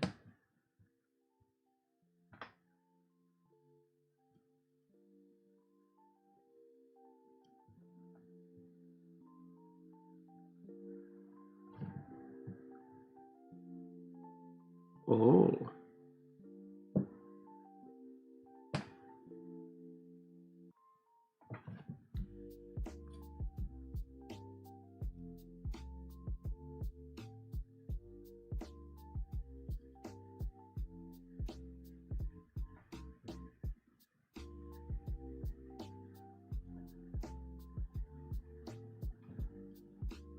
I keep getting hairs in my nib though. I don't know if that's from the paper or if I just have a hairy desk today.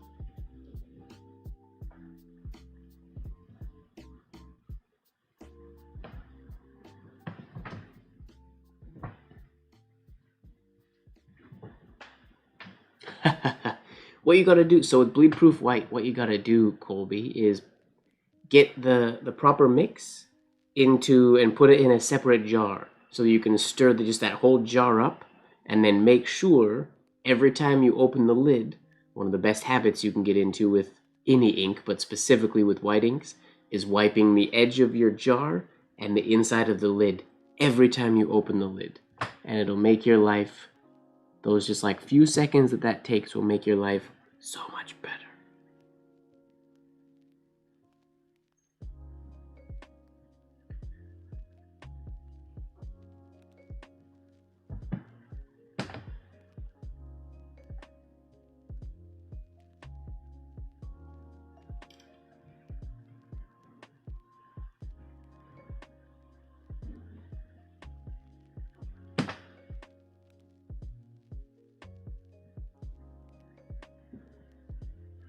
Whoa. There's another really weird variation of an A in here that looks like a P. What? That doesn't look like an A. These people were drunk.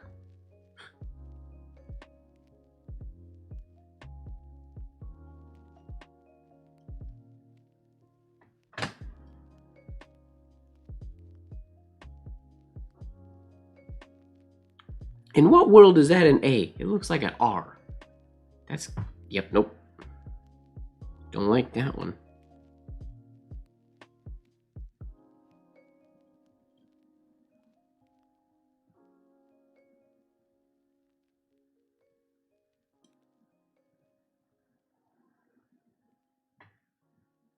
Oh, wait a minute. You have to decide, because this has to go this way. So is that whole line done that way? Can't tell with that image. It's not clean enough of a scan, and it's also probably a photo engraved, so it's impossible to tell. AT with a hoodie? Yeah, it's like a... Yeah. I don't know, it doesn't look like an A at all to me. See, this one's weird. Like, we can't do this next B, this other variation. I have to do it in 2 strokes, but I don't know if there was like a specific place that they lifted all the time. I feel like there.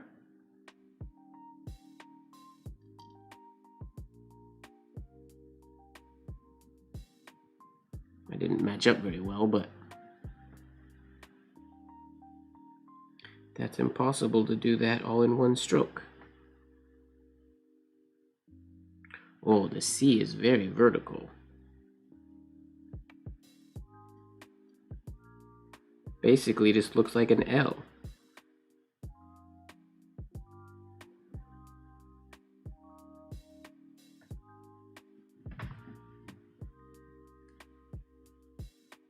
Whoa, this C is weird.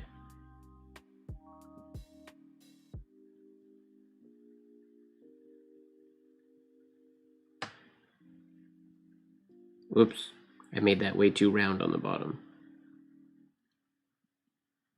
That's a very bizarre one. Oh, the D looks cool. I like this script. It's slow. I gotta get faster at it, but... And I have to do letters in more than one stroke, which I'm not a huge fan of.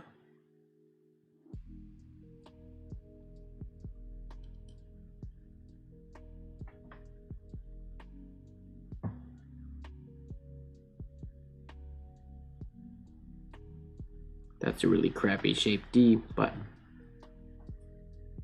Wait, let's try that again.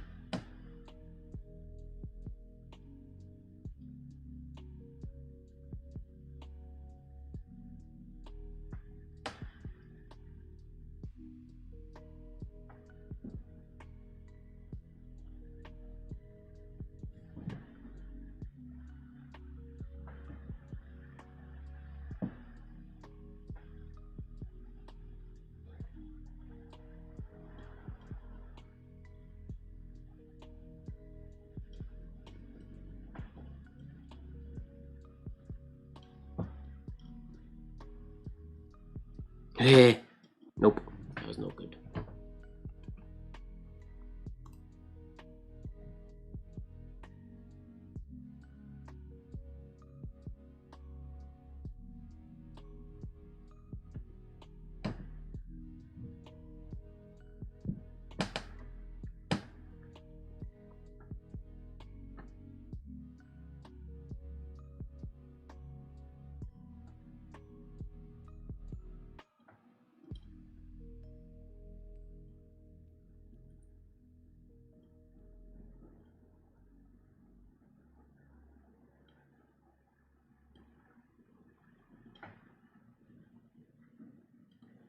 That's better.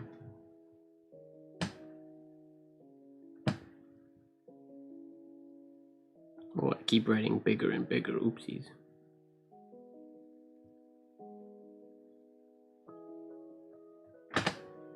Nope.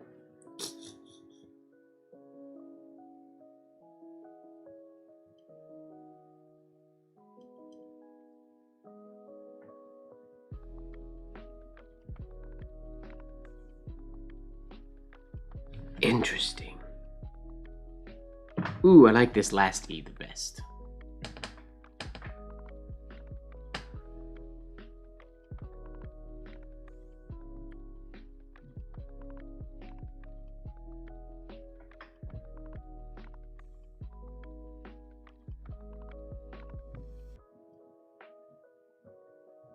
That one looks cool.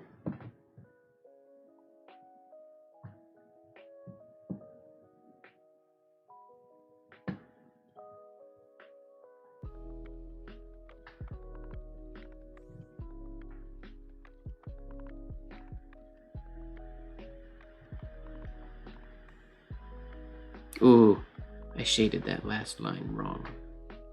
Whoops.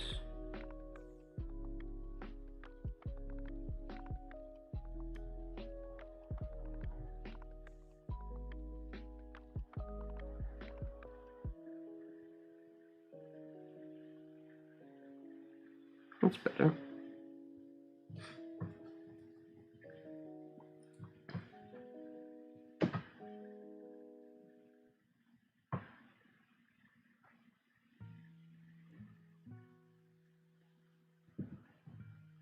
Yep. Squirrel tail capitals. Oh, is this a Y or is this an F? This is a very weird F.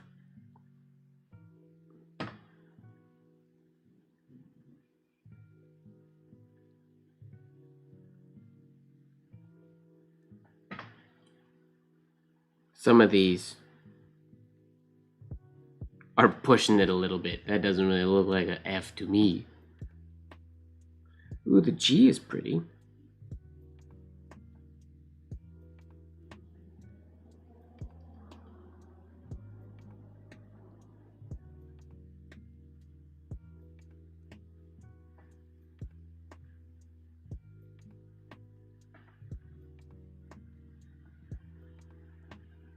What up, Jose? How's it going? We're trying something completely new today. Or at least new for me. I'm sure it's not new for everybody, but...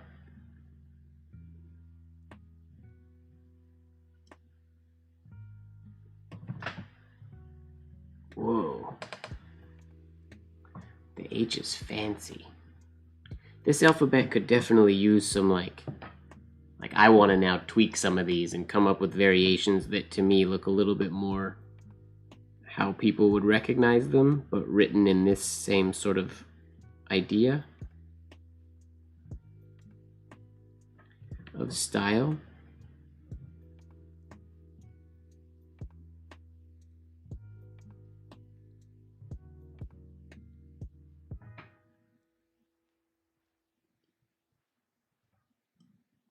Like, that's cool. That H looks pretty neat.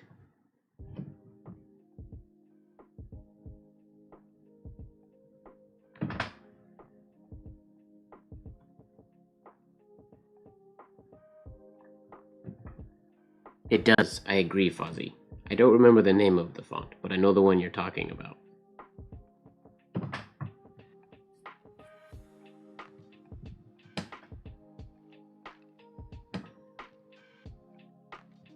I was having fun the other day doing vertical shaded Spencerian with a fountain pen. It was kind of neat.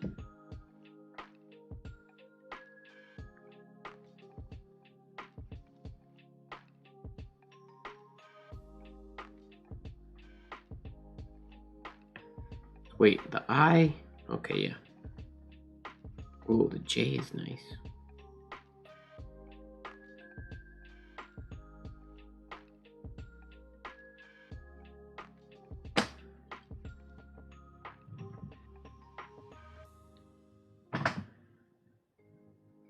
Oh, and then the next one is just same thing, but he got a little fancy.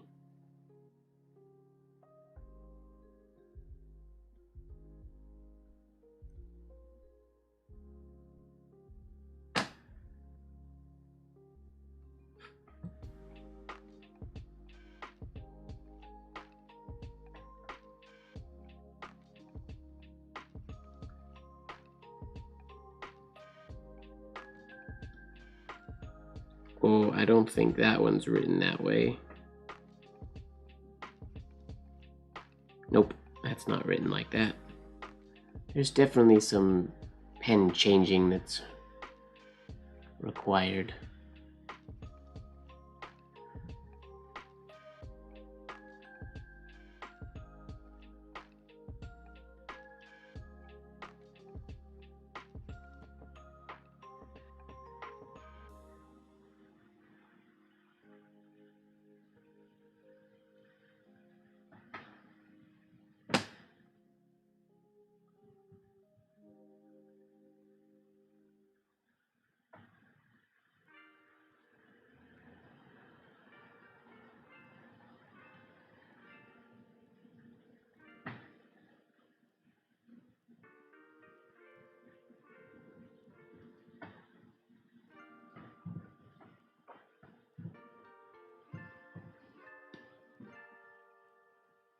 Oh, glass pen.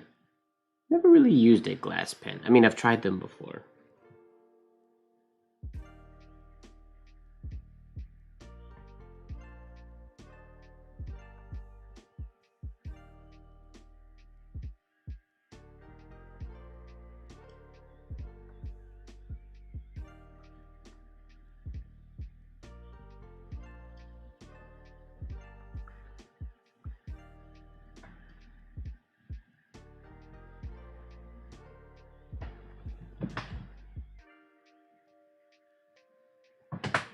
What up, Suzanne? How's it going?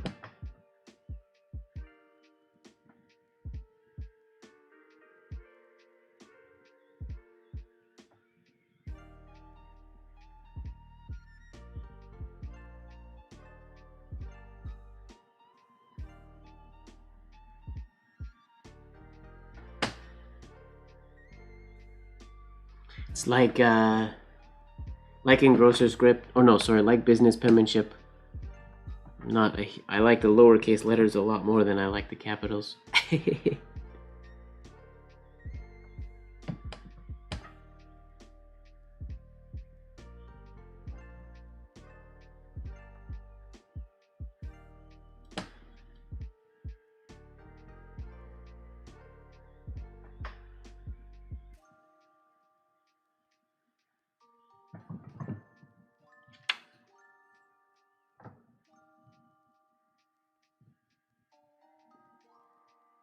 I feel like it'd be pretty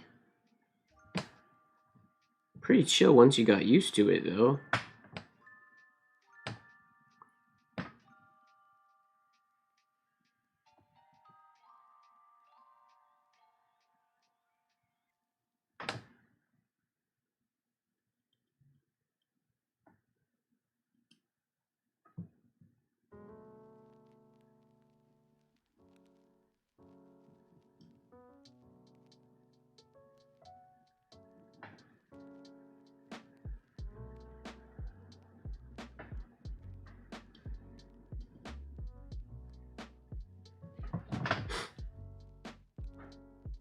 Oh, they only get one O variation. Interesting. I was expecting more than one.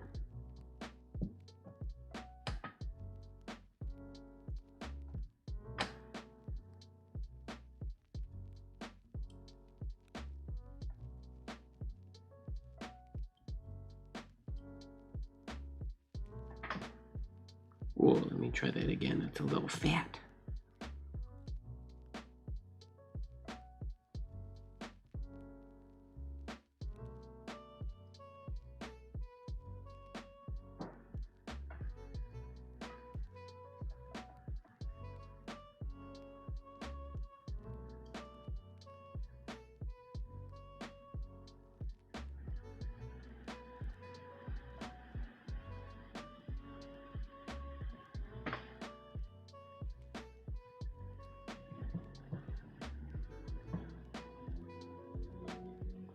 What up, Satvik?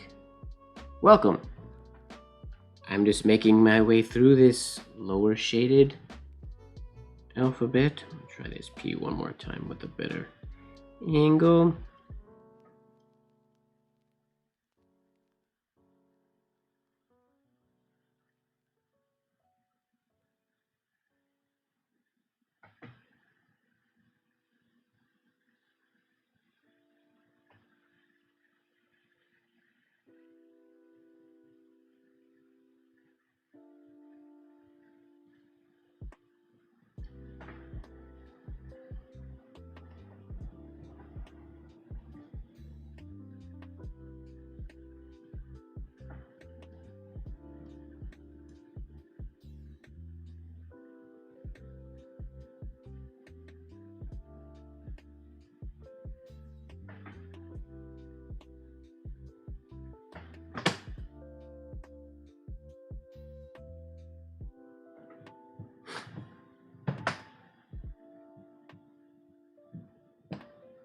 I like the letters like I really like this B, this E, the C is really cool. That H is dope. The K is cool. The R is cool. I like the P. Like some of the letters I really like. They got a cool look to them. Some of the other ones I'm not as big of a fan of.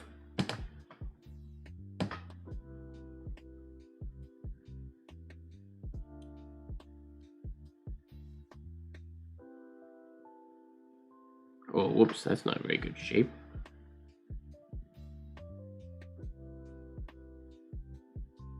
Neither is that.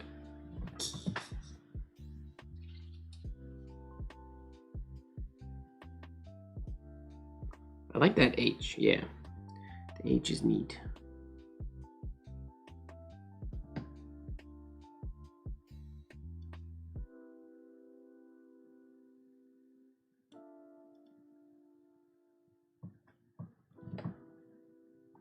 Ooh, that's a snazzy S. How do they tip in a shade there?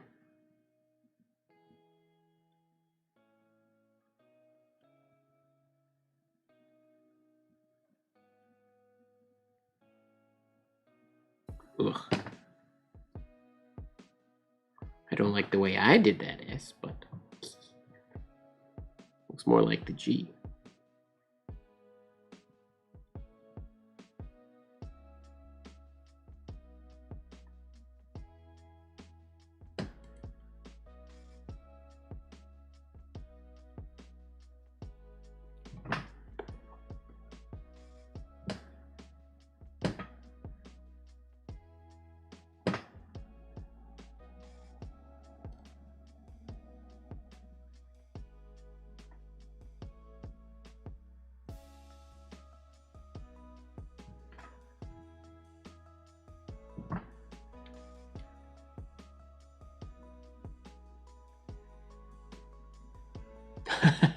Sounds good, Colby. Thanks for hanging out, man. Have a pleasant evening, and good luck racing the mailman in the morning.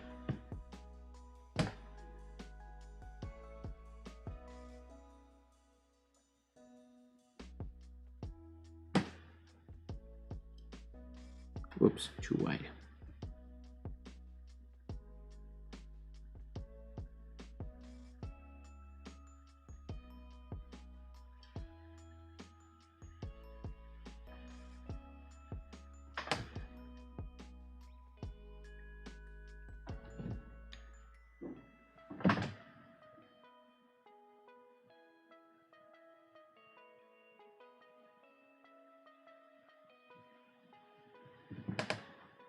Retouching? I don't like retouching.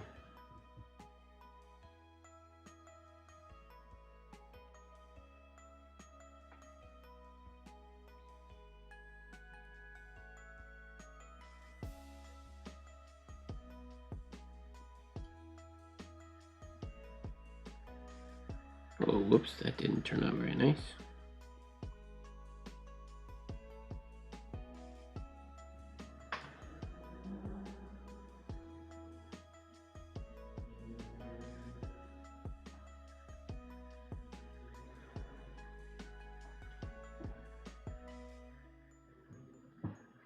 This is very slow.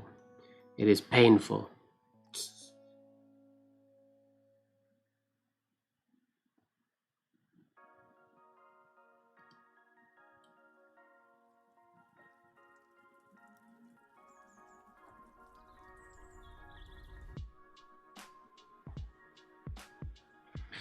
Whoa, this W is crazy.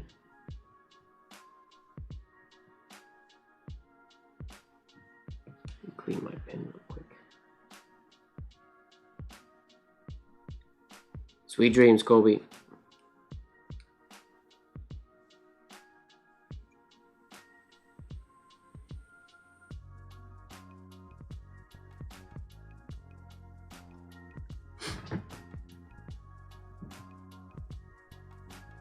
Yeah, I don't write this slow very often. I'm usually not a fan of writing this slow.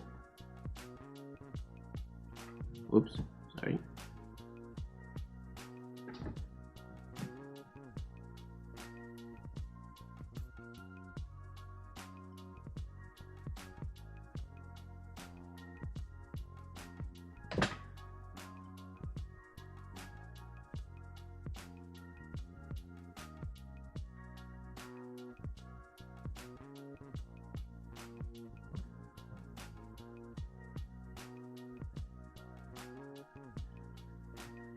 What a crazy letter.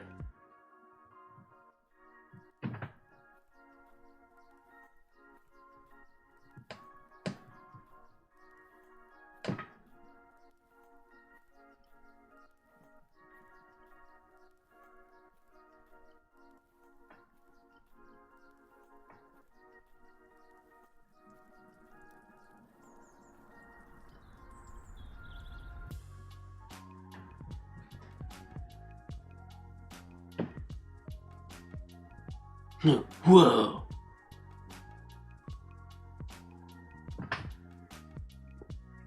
Ride the wave, little dude.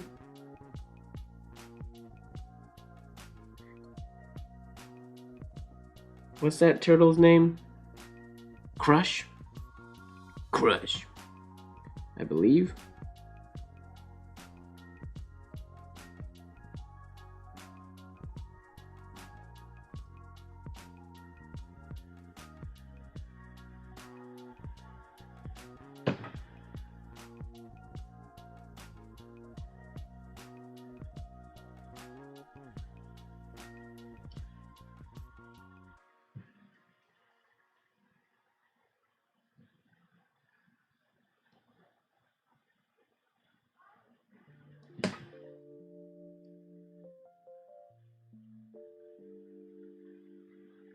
Oh, whoops.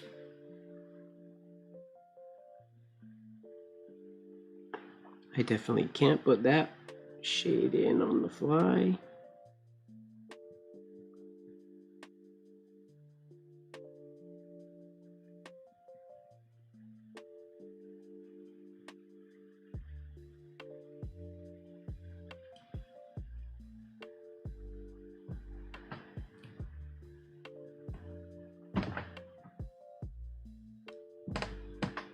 Peanut butter and jelly sounds yummy. Crush.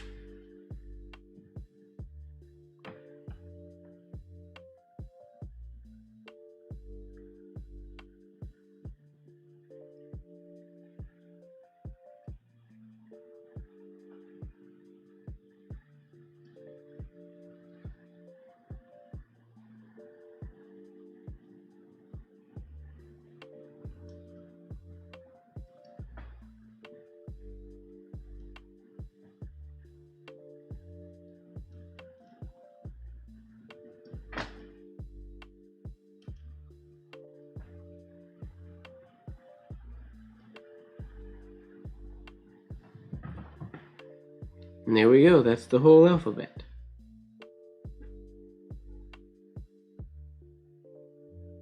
Capital letters anyways. It is hard to read though.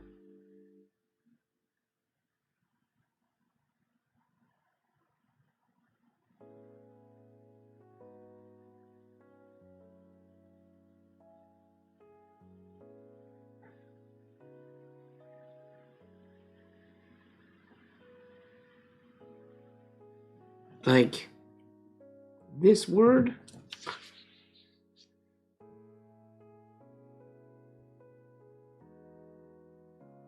That right there? That does not look like it says semi-engrossing. That's what it says. But it does not look like that.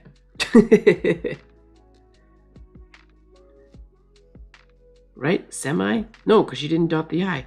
So what does that say? That's an S, right? Where's S? A, B, C, D, E, F.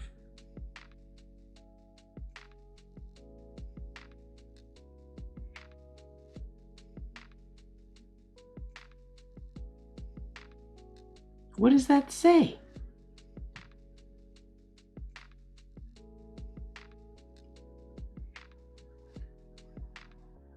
Oh, Fozzie sent me the script that her kids are learning in school. You said it's a weird cursive. Let's see. Let's check out this weird cursive.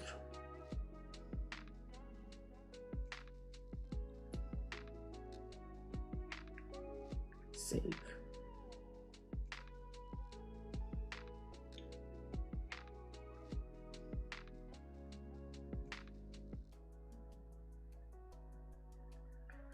That is weird. It's so angular. I've seen this before, or something similar to this. It's all like these sharp shapes. Whoa. What is going on with that L? Is that going up, down, loop, and then down and up? That's weird. This has no written all over it. This X. Wait. Weird. The capital T, where's the T? QRST. Whoa! What? Wait. That's bizarre. Very, very. Sorry, I gotta change headphones. My ears hurt. Weird. My left ear doesn't like those headphones anymore. Who dehydrated the O? Yep. Ugh, I don't like this. I would not be happy if my kids were forced to learn this. I would say, oh, heck no. I'll teach you at home.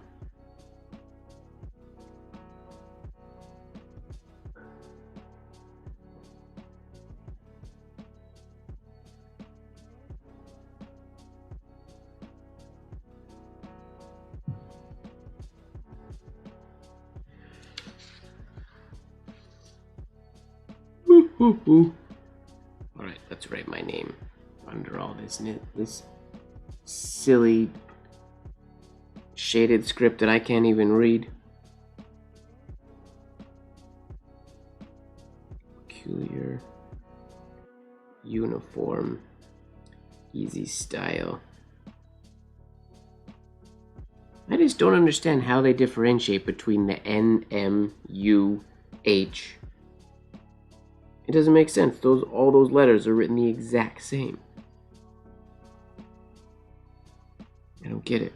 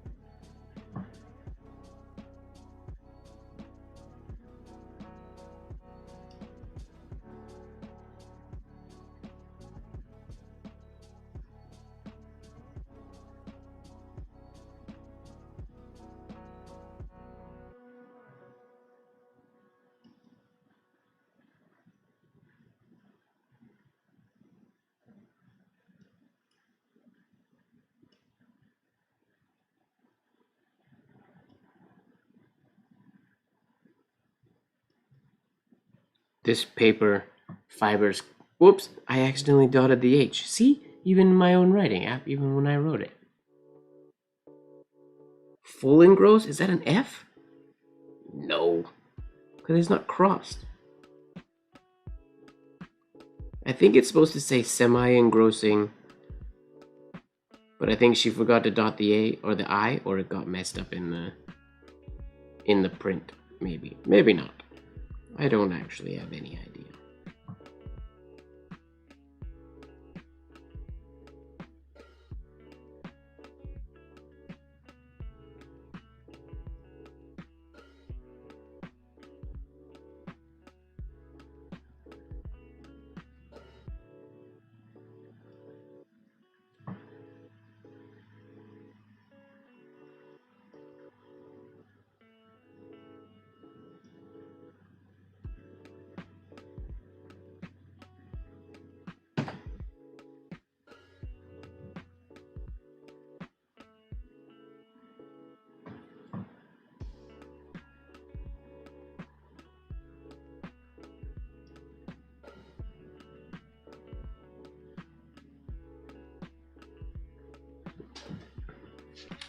To try this again later on a paper that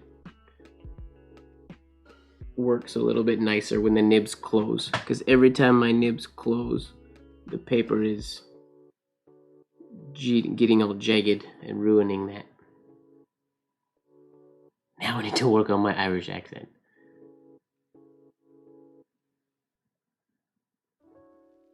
Michael Ward in Gaelic. It's kind of neat though. I'm trying to remember the other one that I saw. The other way I saw it written was kind of like the I was obviously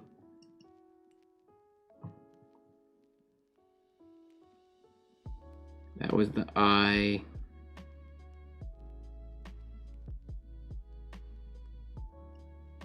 That was a U.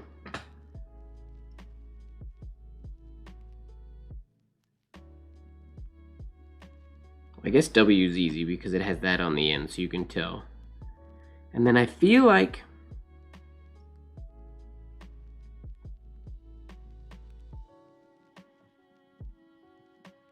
was it like that? I feel like they were like rounded on top, the M and the N and the H. I can't remember if that's exactly how they were done. The reference is from the Business Educator. I don't remember what page though. You'd have to ask Ojaswini from what volume it comes from. Whoops.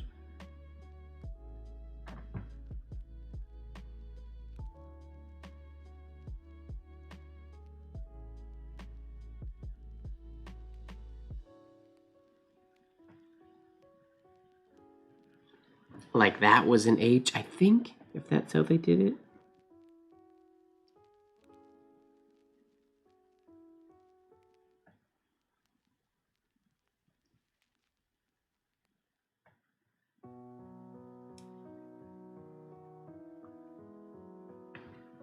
And yeah, this paper stinks, but ideally every shade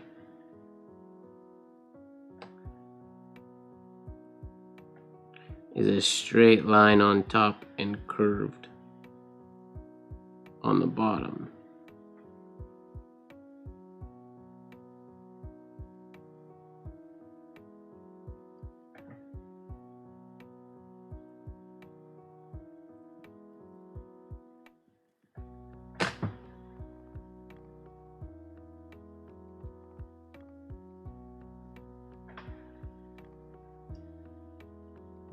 So that's some time manipulation exercises right there.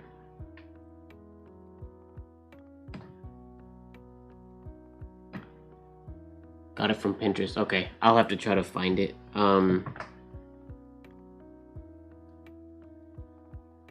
Does the file name from Pinterest, does the file name have any numbers in it?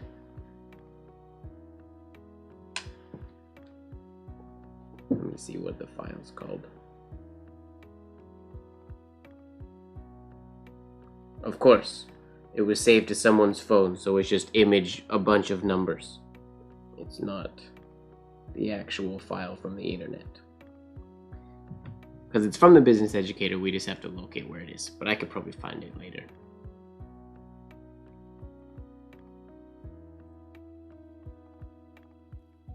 Yeah, post it on the Discord, but I'll try to find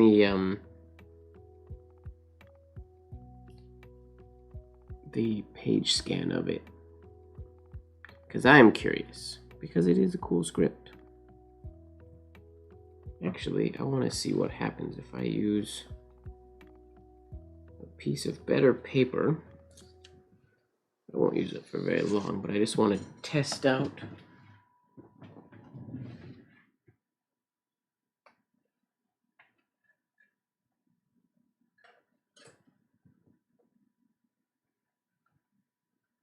grab a gray sheet of paper from an earlier late night live.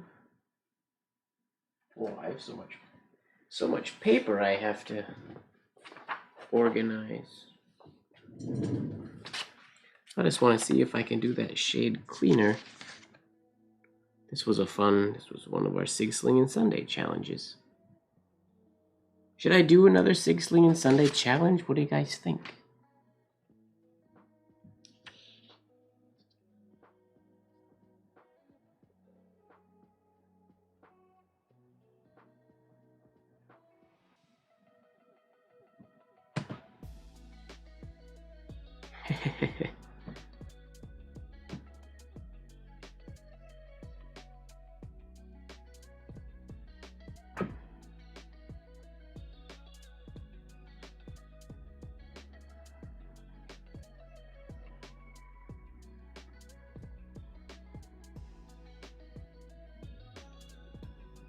Oh yeah, you can actually fully control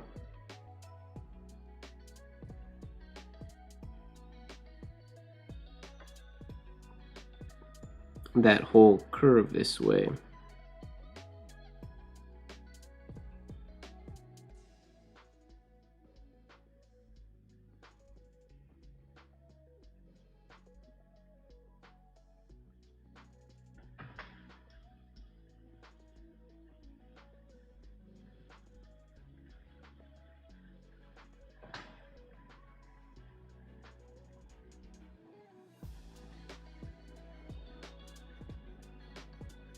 Cool. So better paper makes it much better.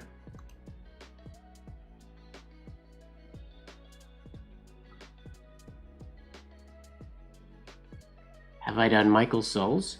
Michael Souls what?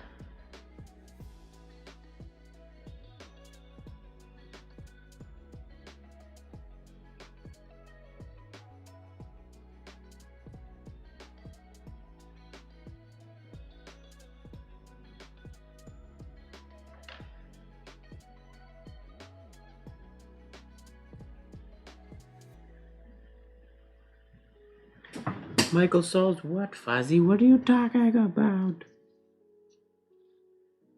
Alright, cookie break.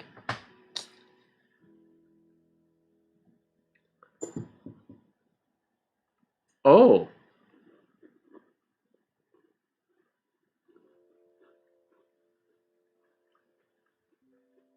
like his actual signature or designed one for him?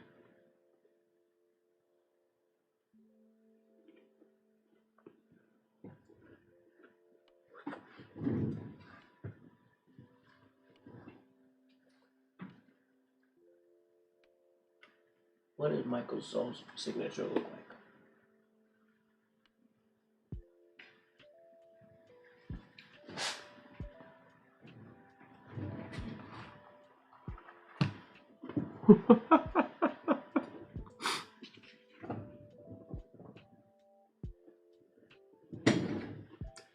You mean this one?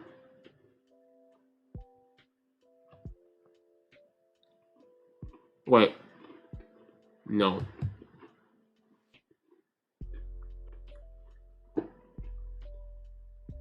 Because that one doesn't use the S.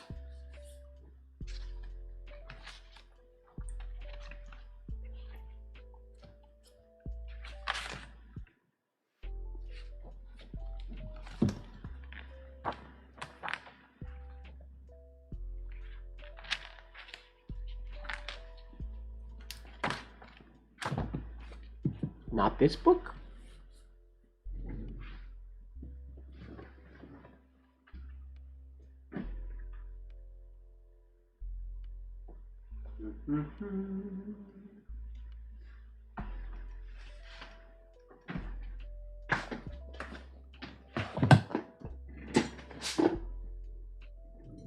He does the Michael Saul backwards S, which is really weird to write for me.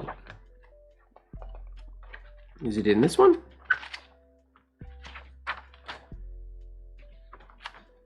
Oh, I should write my name there. This book belongs to Michael Ward. I should sign that.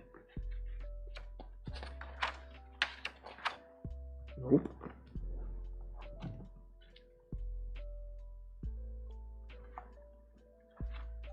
It's not in this one either. Where is that signature? It exists. I know, I've seen it too, but I don't know where.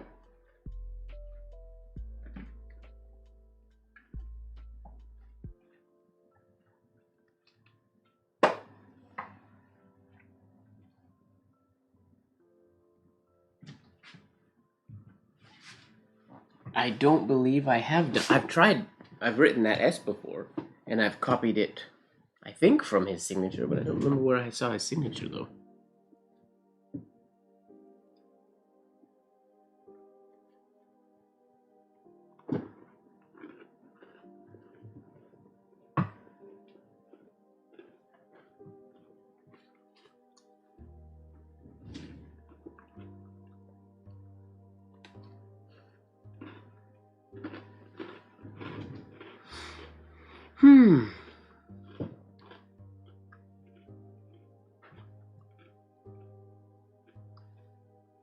Oh.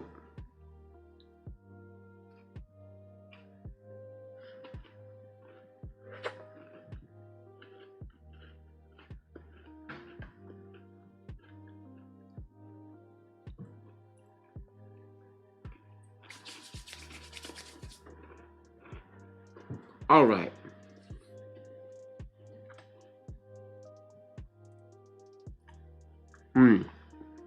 That might make sense. It exists. It might be on his website or just online somewhere.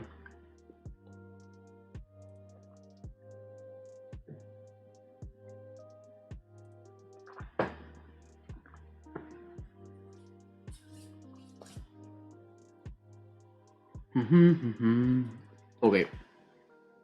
We're done with you for a little bit, Mr. Straight Holder.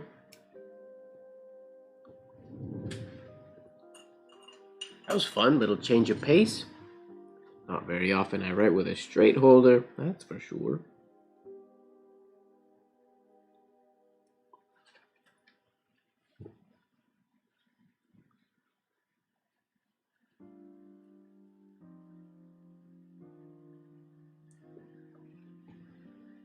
How did Ojaswini, how did Nina write that one?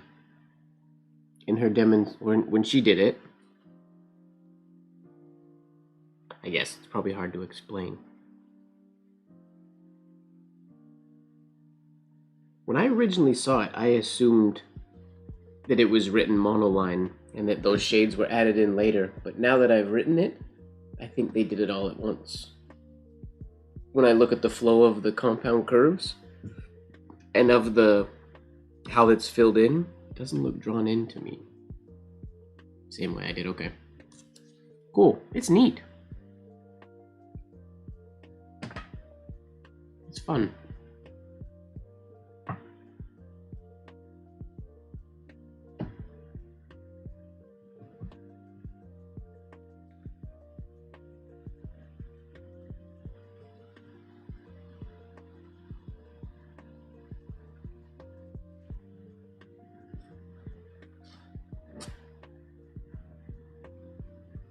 Whoa.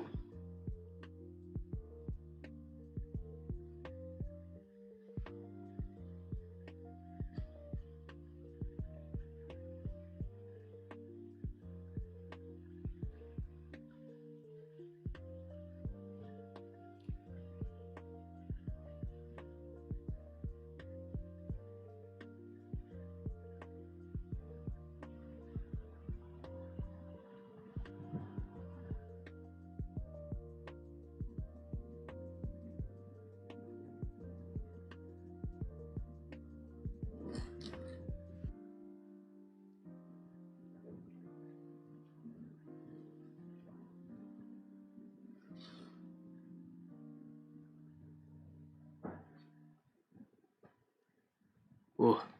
That stem stroke looks bad. Need to give that some work.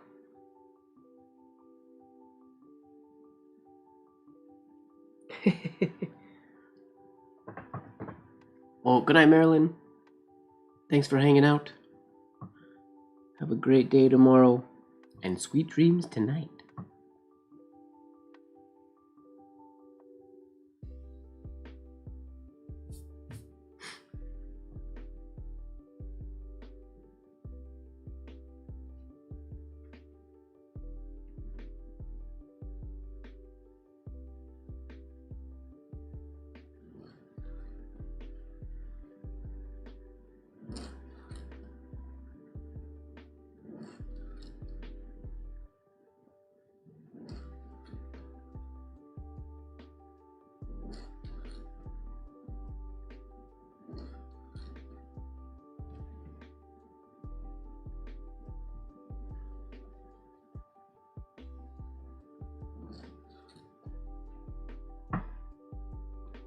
Oh, back to work. Thank you very much for hanging out with us. Have a wonderful time back at work. And we will see you next time.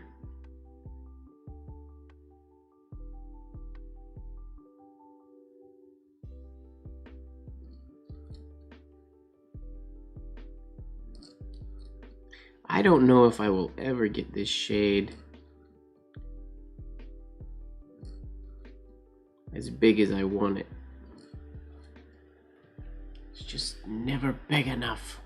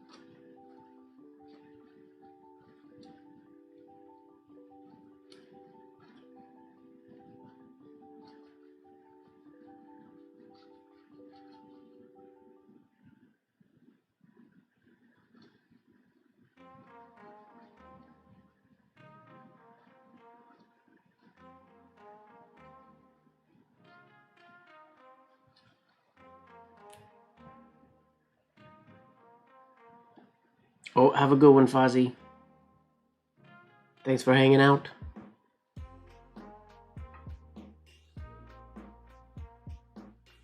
Auto duties. Yep, those are important.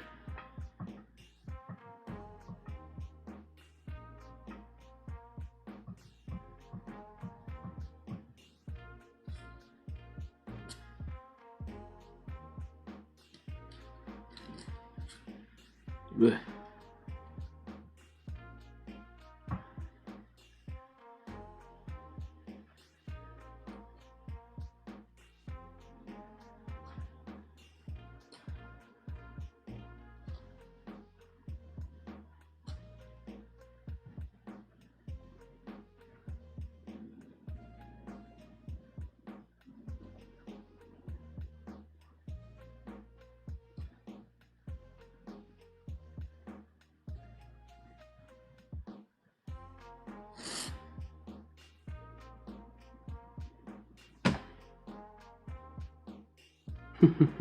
You're welcome. Thanks for hanging out.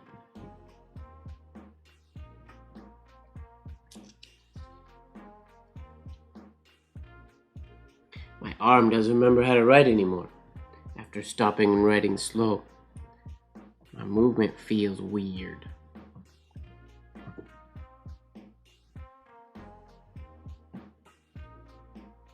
Let's zoom out a little bit.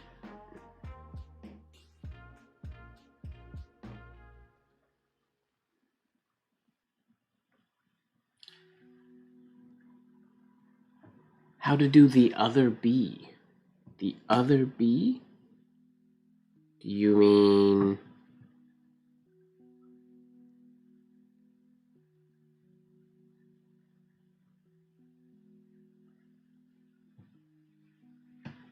I don't think you mean this one, but there's this other B.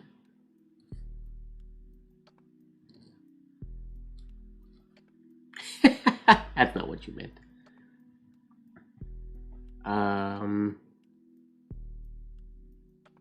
Wait, this one?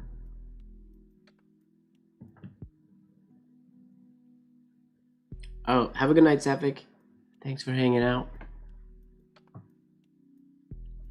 Yeah, that... I have it on shuffle. I wonder if that beat would have gone into a similar beat if I didn't have it on shuffle. Sorry, James. Didn't mean to kill your vibe.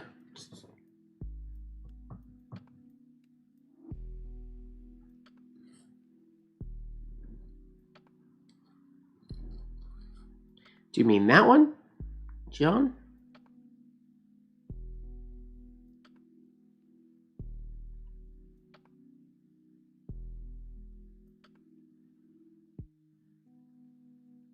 The B that looks like Michael. I mean, this is how.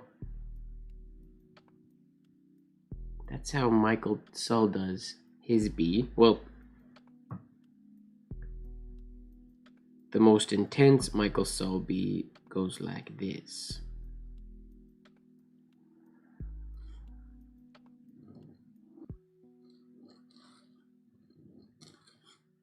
That's the Michael Sull B.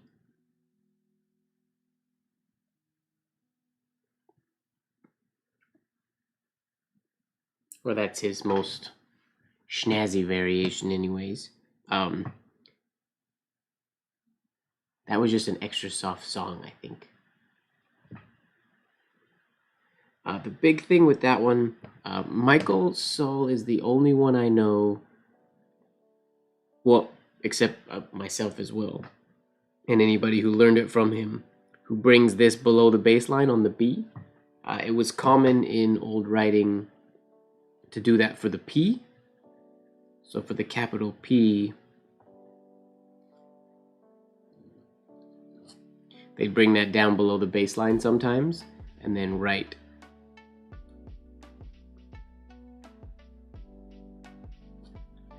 on the bass line like so. But the B usually sits on the bass line like this one. But Mike drops it below because he thinks it helps the balance, and I tend to agree with him. I know I used to drop it way too far below the bass line. I used to go way far below the bass line. But the big thing for me in doing this stroke, the hard part, if you're using movement writing, is getting the shape of this shade Because ideally, it's not evenly shaded on both sides. It's mainly shaded on the outside. That's an extreme example. So as you're coming down here, your inside stays almost straight, as your left tine is the one that's bubbling out and back in again. That's the kicker, because that part's quite difficult to control if you're using movement writing. That's the hardest part. It's not wrong if it's evenly shaded, but specifically the way I think it looks nicest is when the weight is a little bit more on the outside than on the inside. But it's a pretty snazzy bee.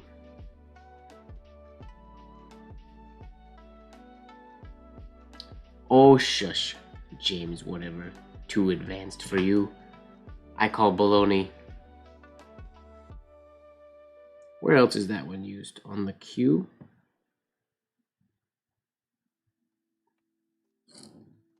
Oh.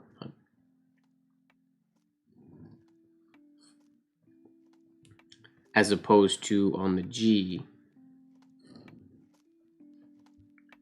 you put the shade on the right side of the G rather than the left side. Well, that didn't work.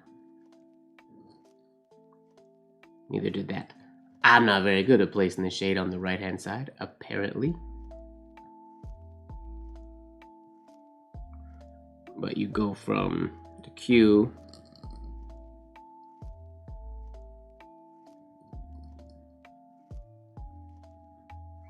versus the G.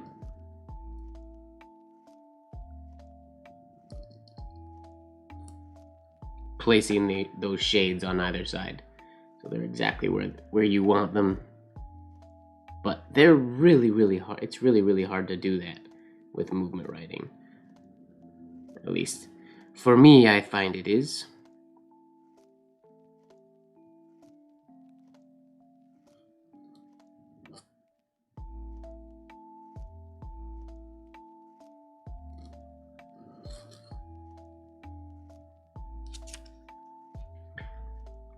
I've been enjoying doing that lately for the H. It's unconventional, but I kind of like it. There's the standard H.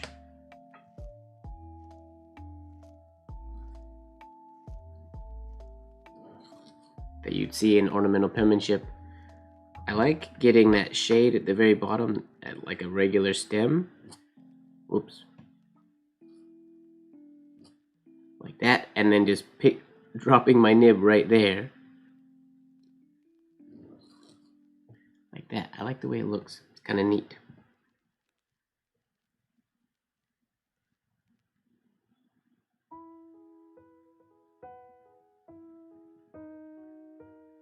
Oh, do.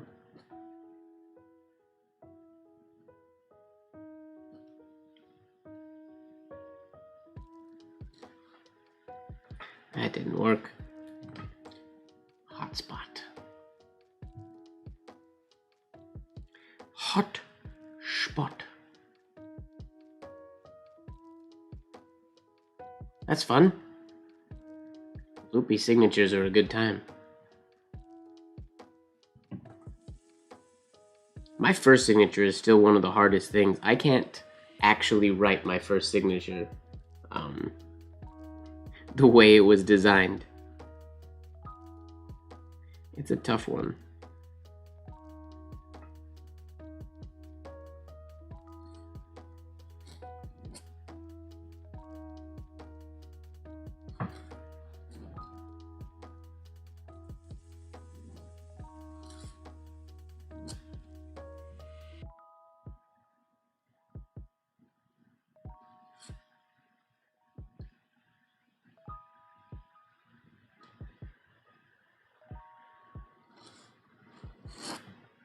Such a hard signature for me.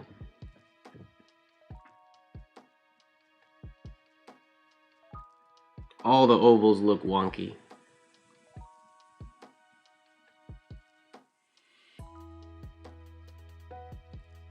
Don't be. There's supposed to be a mess. We make a mess and then we learn to clean it up. Every time. H is always for Hody.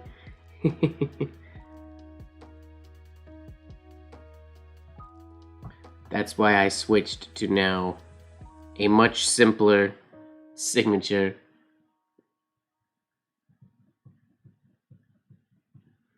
But it looks not that simple.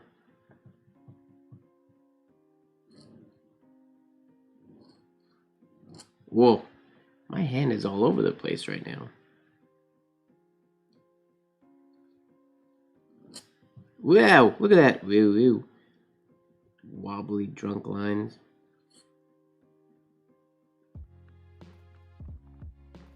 I'm not drunk. I promise. What was in those cookies? Nothing. But there's a squished, crummy version of the signature I use, which is not nearly as loopy, but I can write it. There's a lot more room for error in it. This one, it's really easy to. This one's really hard. And also, in order to fit it on like on a business card size thing, it's really, really hard. I was working on one the other day. What was it? I've come up with a few other ones recently. I can't remember what they are, but I've had a few little play sessions trying to get other variations of my signature, because I really want both of these variations use the descender G, and I really want a signature that uses the traditional G, but it just doesn't fit good with the M and the W at all. But every once in a while, I was looking through in Healy's collection, because a lot of people wrote to him, and they abbreviated HG Healy, or they made signatures for him. And the way they got into from the G to the H in Healy was really interesting. And I was trying to, I don't remember what techniques they were using, but I was trying to sort of incorporate some of the ideas that they used in his signature into mine. And some of them were cool, but I don't remember where those pages are. It was just the other day. Oh yeah, the new signature reads way better. It looks good, and it has the pen in it. Ideally, this nib, it goes over here, right into that space. It doesn't dip down quite that low, but the new one, what I like about the new one is it's relatively easy to knock out. And even if it's just like, if I have a pencil and I just do it monoline,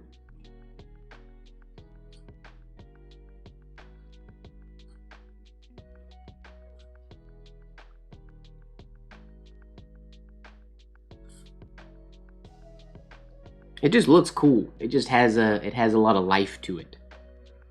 I like that one a lot. I'll let everybody in the video know that this little loop here, that's in there because James voted for it to be in there.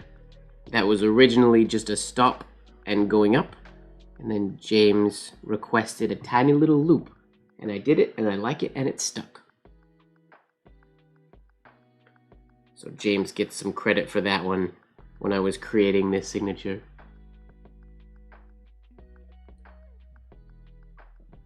But I would like to play with more combinations. This one, MGW, has given me a lot of trouble.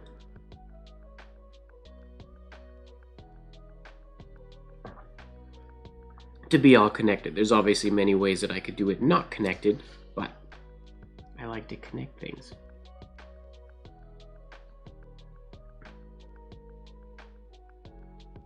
And then ideally, I always make the G bigger than I intend. In my mind, the G is much smaller than the M and the W, but I always end up doing it bigger than I intend to. But that's okay. That's a fun signature.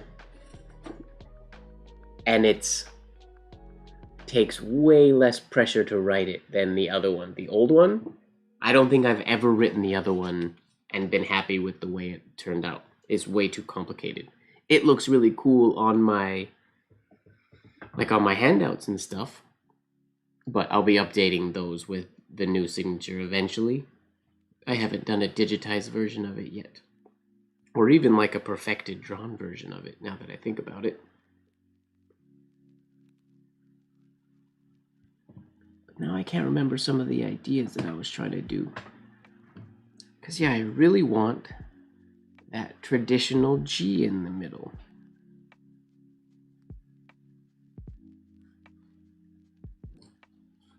And I don't know how to do that with everything else.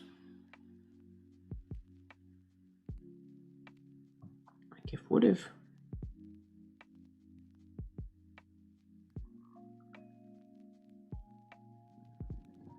the stem was there, could this go up beside that one and under that one? See, it'd be cool. I used to have one when I first got into penmanship. I designed one where I did the G backwards, but I was never able to execute the G backwards.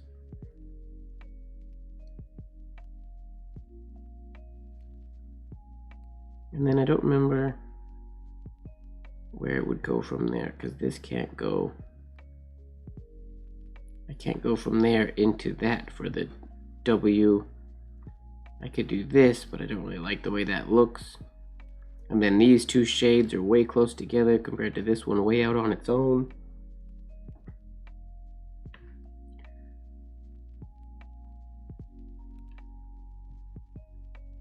They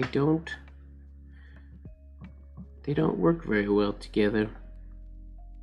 But that doesn't mean they can't. You just gotta get creative.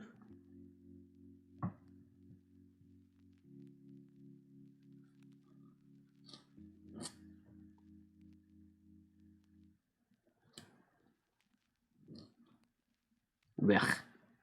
Trying to drop baselines and try all sorts of stuff. But the traditional G just never works. Who all's still here? We lost a lot of people. A lot of people went to bed.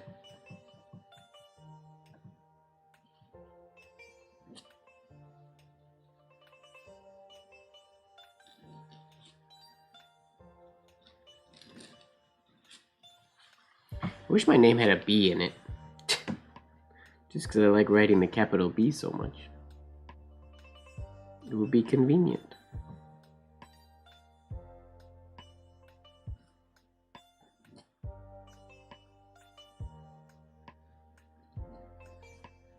I'm not writing it very good right now.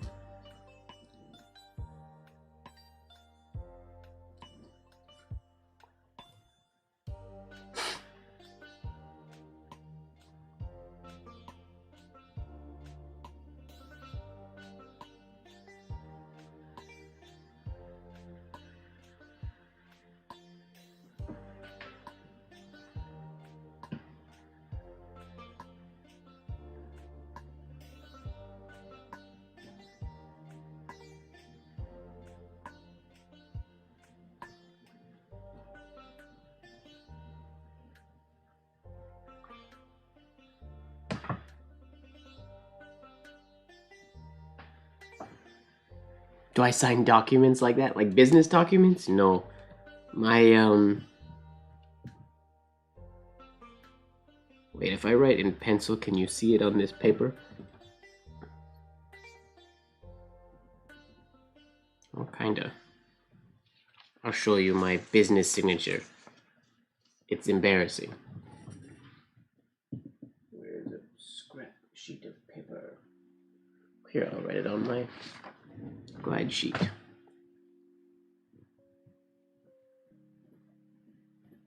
That's my signature. Straight up. There's an M, an H, an L, a W, and a D. That's really all that exists in my signature. Yep. Not very complicated. I don't use... It's always been that way. It's been the exact same. It's funny though, because it looks like it's nothing. I can always recognize if somebody else tries to do it, because it's got a very specific look to it. It's not always the exact same, but it's just the way my hands like do the ascenders or the capitals. I've always written it that way. So no, I don't do like checks and stuff. I would do monoline. I could do checks with this one.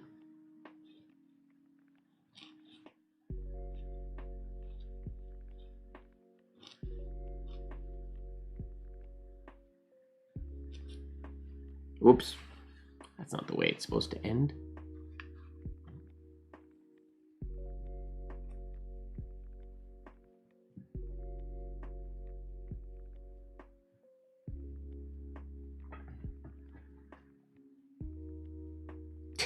Oh yeah, it's not legible. It's not supposed to be legible. It's a signature.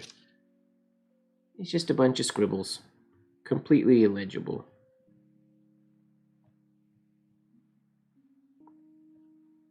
I could write it like super, I could do my signature a little more upright, which it would look better as a business signature if it was a little more upright.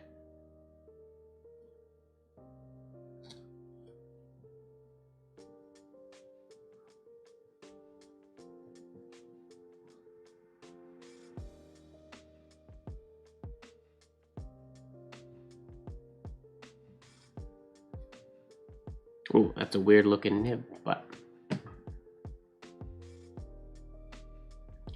I could do a stamp. I have a stamp of the other one, of my first one, but I've never used it. I got a stamp many years ago for my original signature because it was too hard to write, and I just never used it. I end up just writing, at that time, just MrMGWard in regular writing. Oh, I know that. I think, was it last week that I showed this? That's my, for John, since you weren't here, there's my Japanese. That's how I signed for documents when I lived in Japan. With that little guy.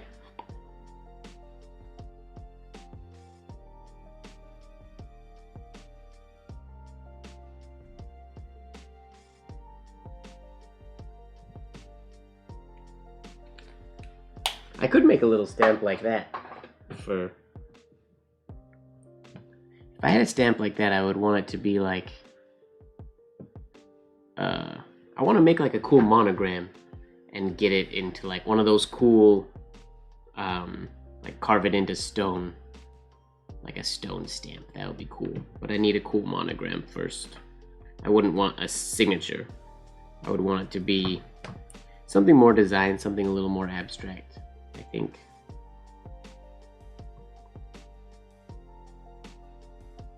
But my capitals don't work super well for monograms.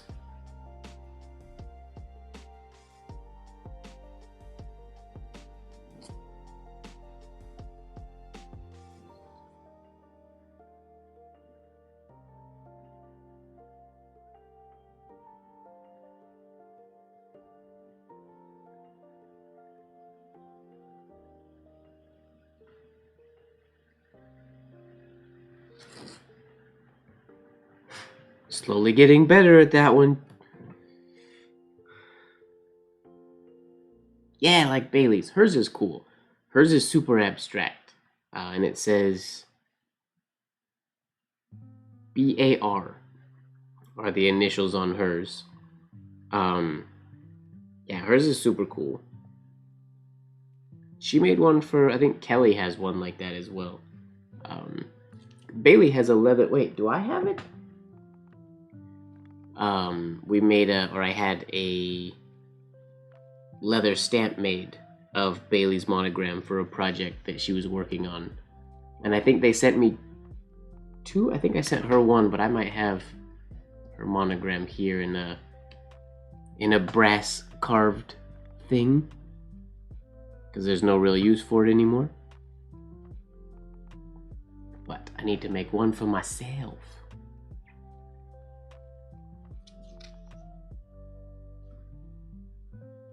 It'd be like,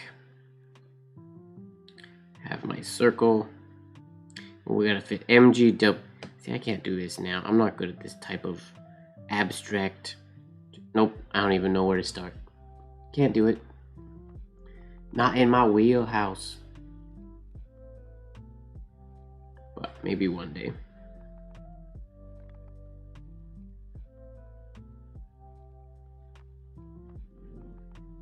I've been loving this entrance to the capital V lately. It has really helped me smooth out this shape in there. I normally get like a kink right about there. So I've been working on this entry, and though it's still a little condensed, but it irons that kink out, and it's really nice getting into the V. It's also how it's how Mataraz used the V on Mataraz's Count That Day Lost, when each setting sun views at thy hand. The way he does his V is like that, with the large exit oval. It goes like that.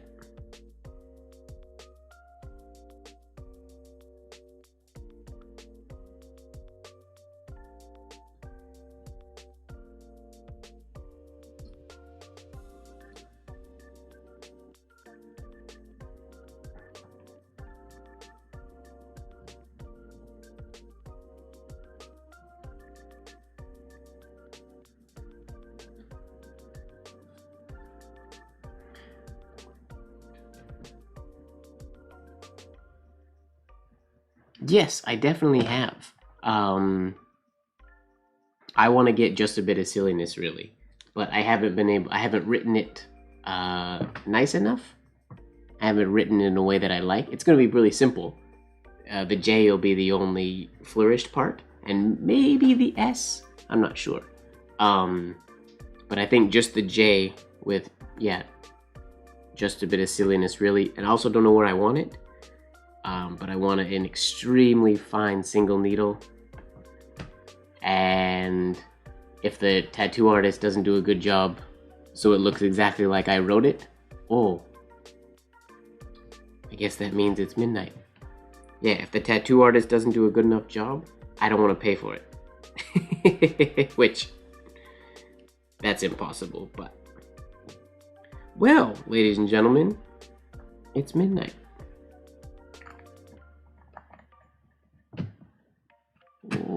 Okay.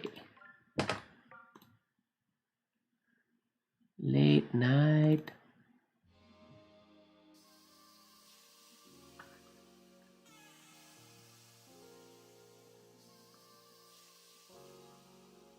This song's pretty chill. I was expecting it to be not quite this chill.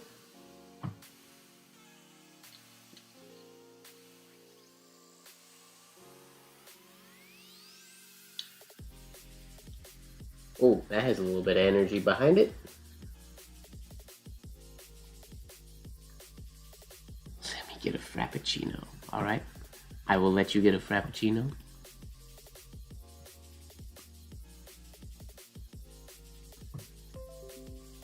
Oh, really? I froze my webcam. Every time I do that, when it turns midnight, I freeze my webcam.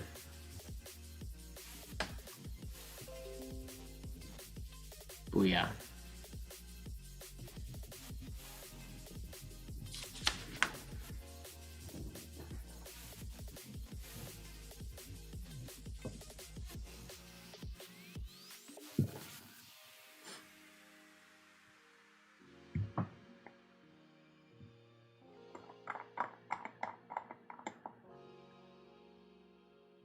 This is much too fast to twerk to. I agree.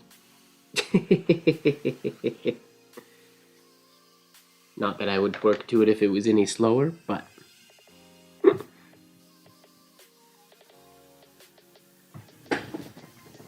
Alright, let's get some paper for the black light. And let's get a guide sheet. Because why not? Everybody knows I like using a guide sheet.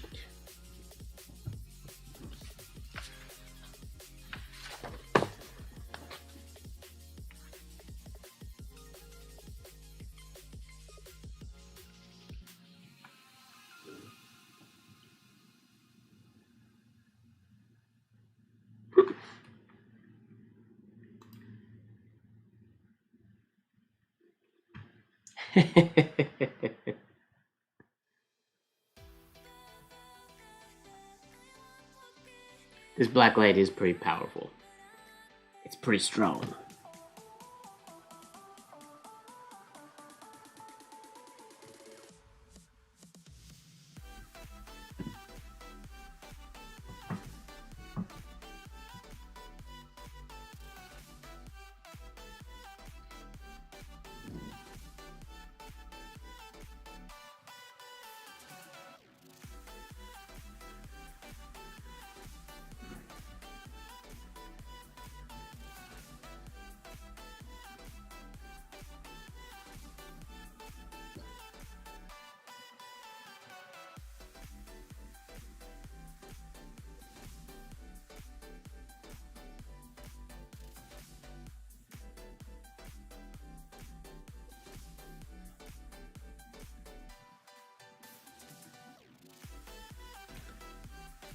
Why is my paper curling up weird?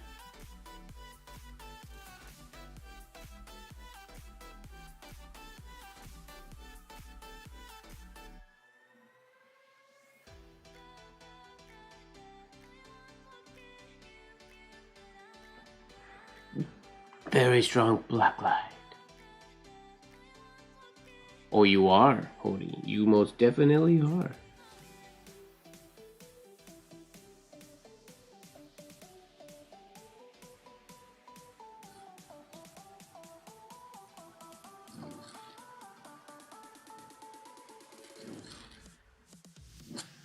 Oh, this is not a very nice design.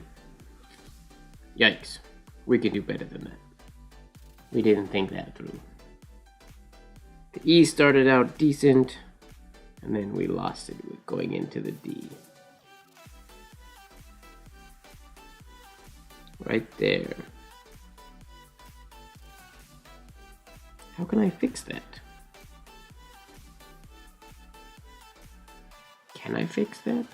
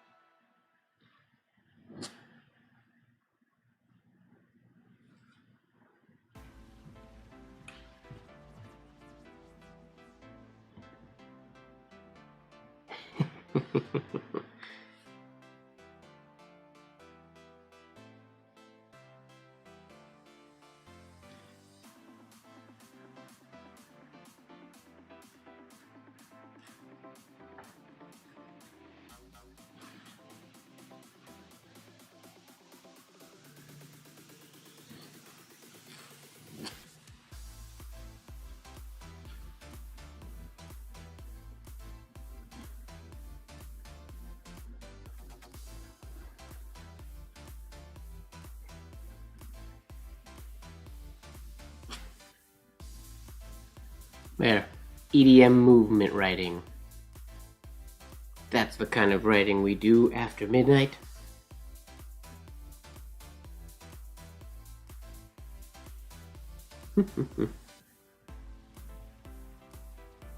Guess I could drop this down.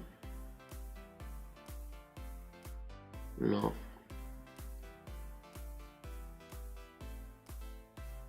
What if I'm curious.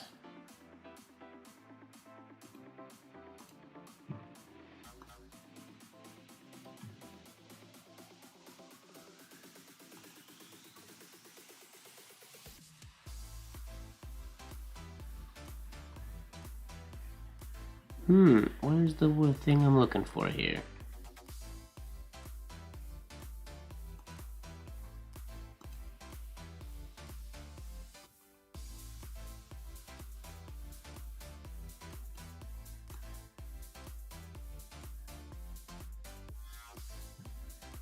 That's maybe not.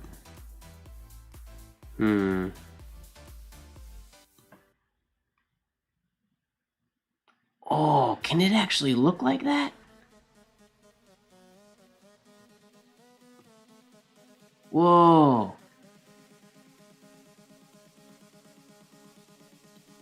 I didn't know I could do that. It can actually do that on the fly. So my writing just looks like that. Whoa, that looks weird because I can't see if my paper is straight or not at all anymore.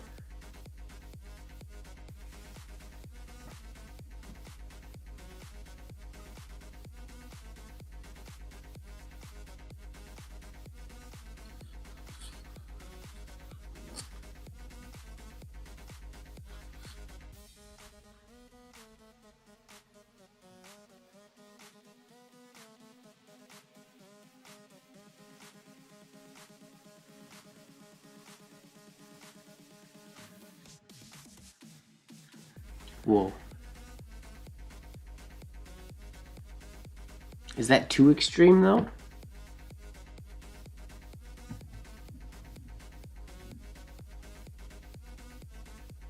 I'm gonna see if I can tweak it a little bit and get it.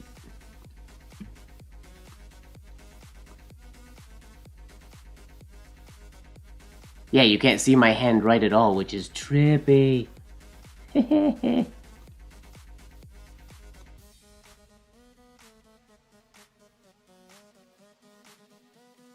There. Camera, just there.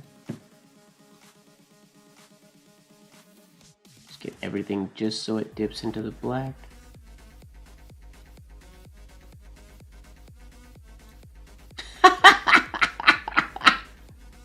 You guys. Oh my goodness.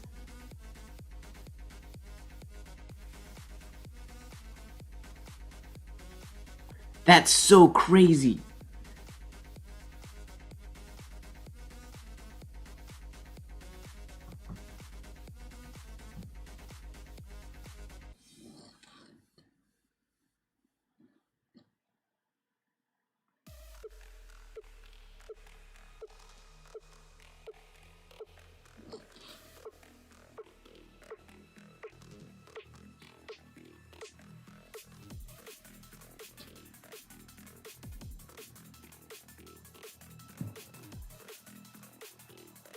That's so trippy.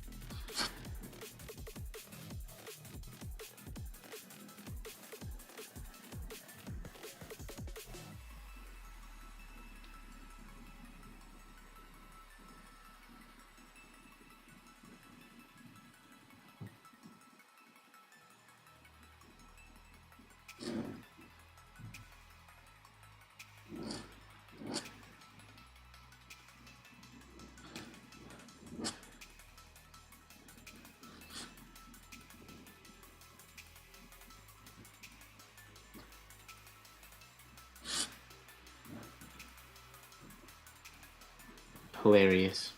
Well, those hairlines died though. That was my fault, not the ink's fault.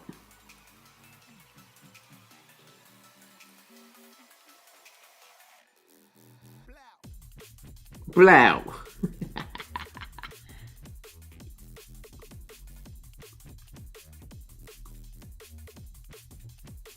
Whoops.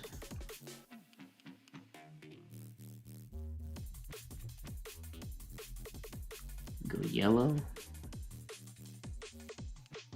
Green.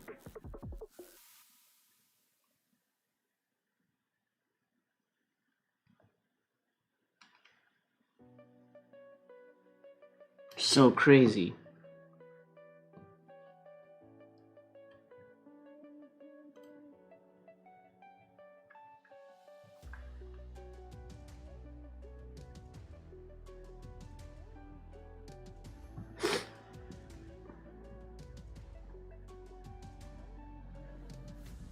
Wait, I wanna...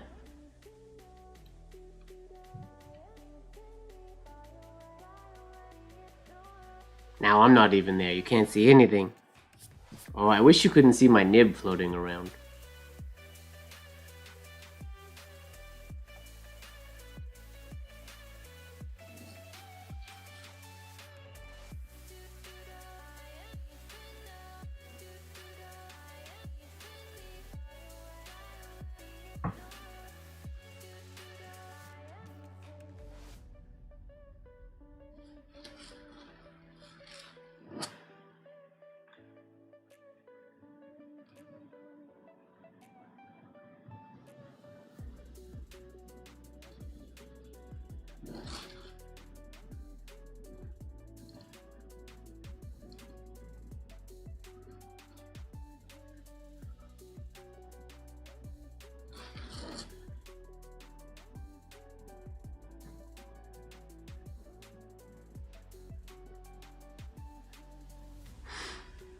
My writing has gone all to crap, but that's okay.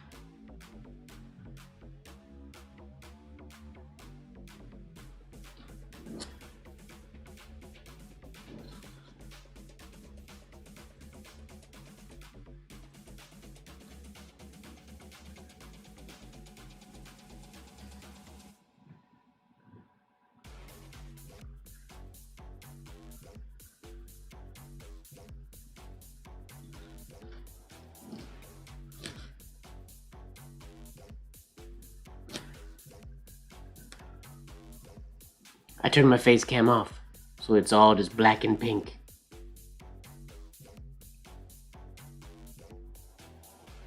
My face cam's still here. Wait.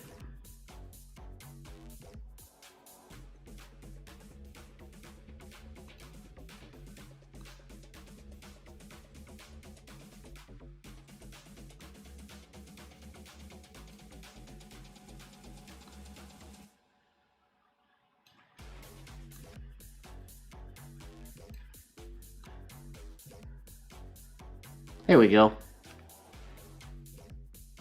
That's better.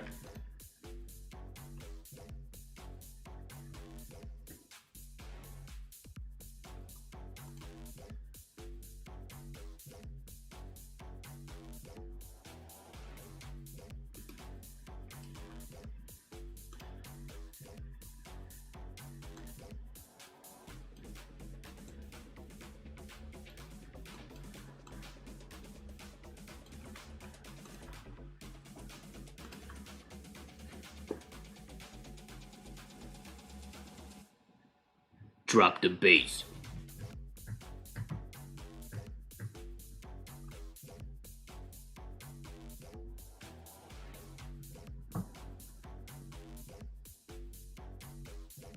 I don't even know what to write. This is hilarious.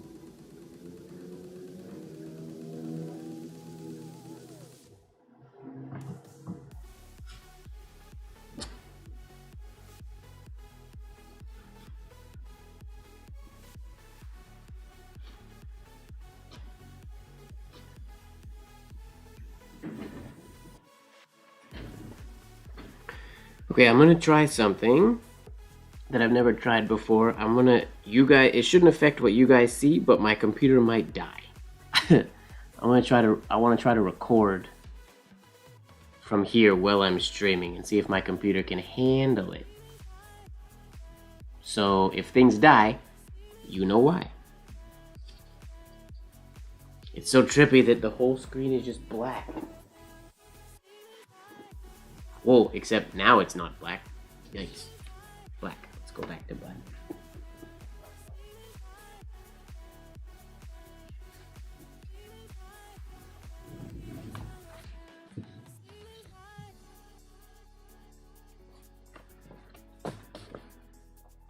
Well, it may not kill the computer. We'll see. Ideally, it doesn't.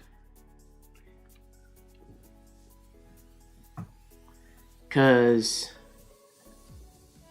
when I upload the videos to YouTube, like they are high def and they go 1080p on YouTube. But for me to download those off of YouTube, I can only download them at 780p. I can't download the 1080 version. So sometimes I want to take video clips from the late night live to post on Instagram or whatever, and I can't. Or I can, it's just really crappy quality. So I want to see if my computer will let me record them here. It should be recording in high definition. And then it just takes out a step. So I wouldn't record the whole stream, but I could just, if I was gonna do something, I could hit record, keep the live going, and then stop record after I get something cool to share. What should I write? Pink Light Live?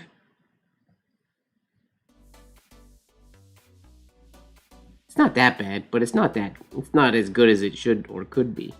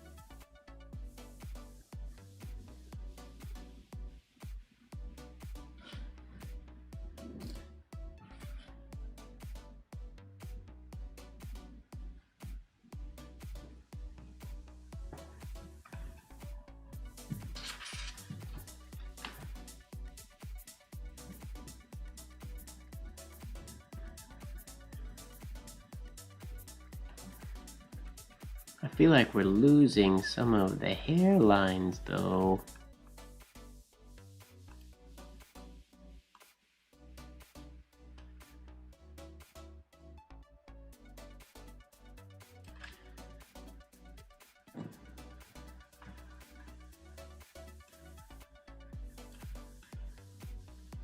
Whoa. Whoa. There we go.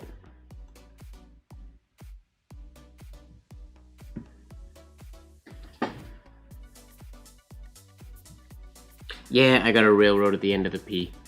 Unfortunately. Ran out.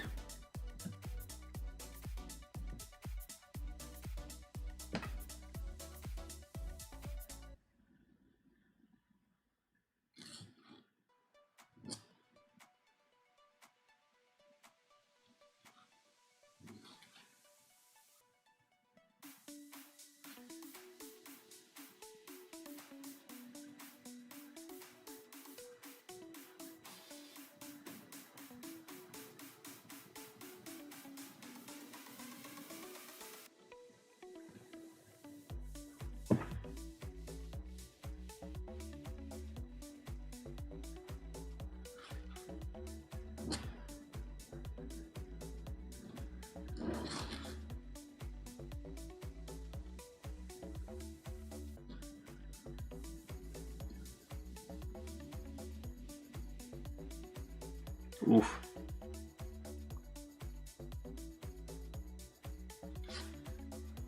My writing isn't very good right now, but that's okay.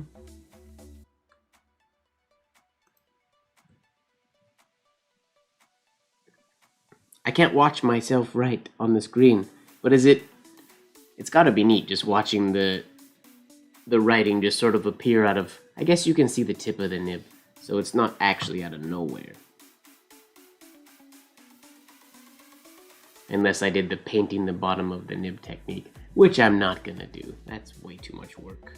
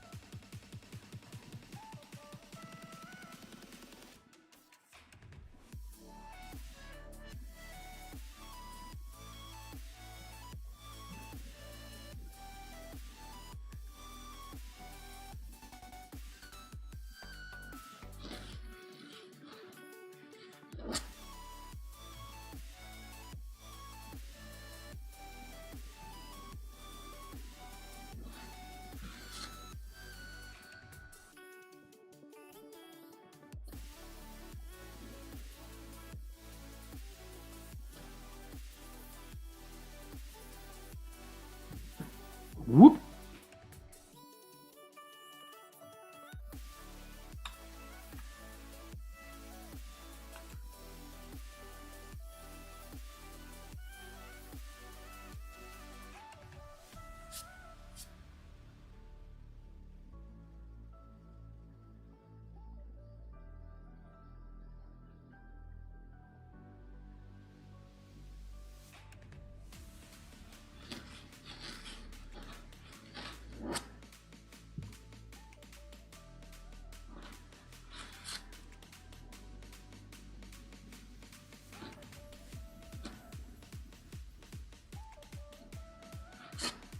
Oh no.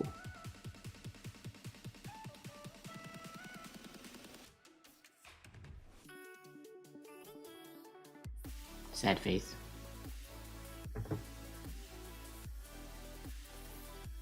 This looks so crazy.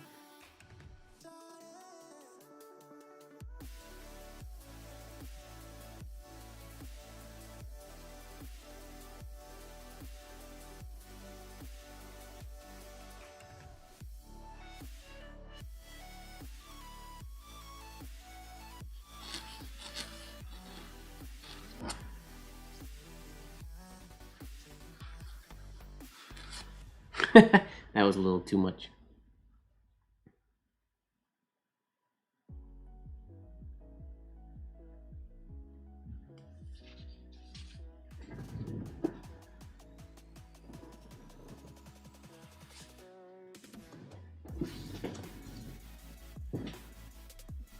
Weird, why was that last sheet of paper so different?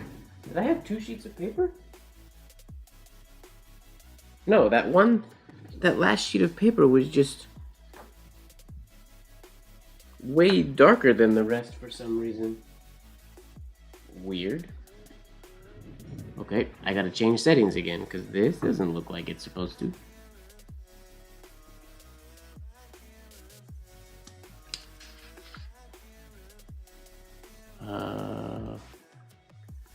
Too pink.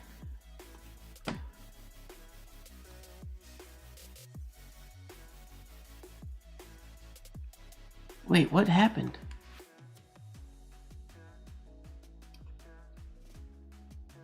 I gotta write something to see what it's gonna look like.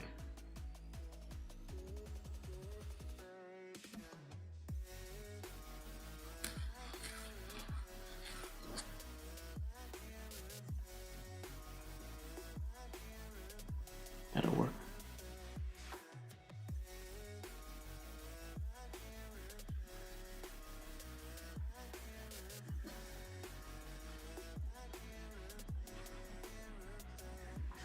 I just don't understand why this paper is so different than the last one.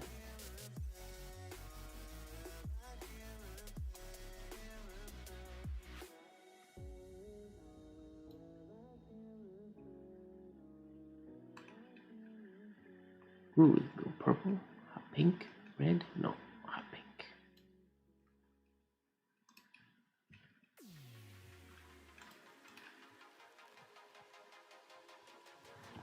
No, it wasn't Rhodia. This is, I'm using a different paper. I could use the gray paper, I guess, but...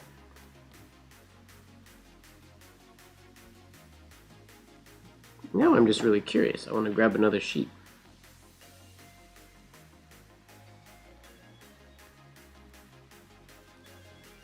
Because all the sheets in this stack should be the same.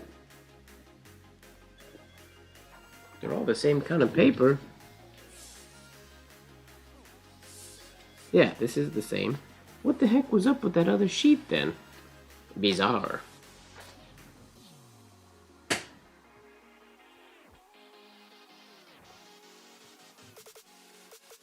Oh well. Looks like we've got it figured out now.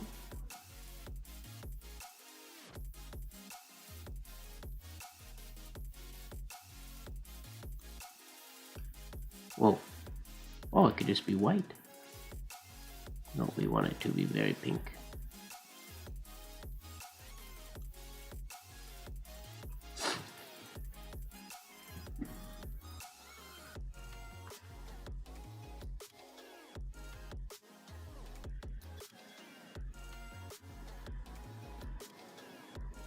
What is the most crazy number of ovals I can do? I don't honestly even know.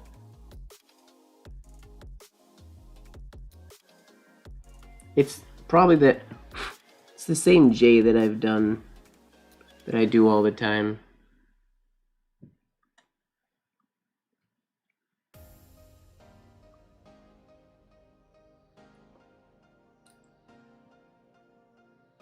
That you guys have seen many, many times.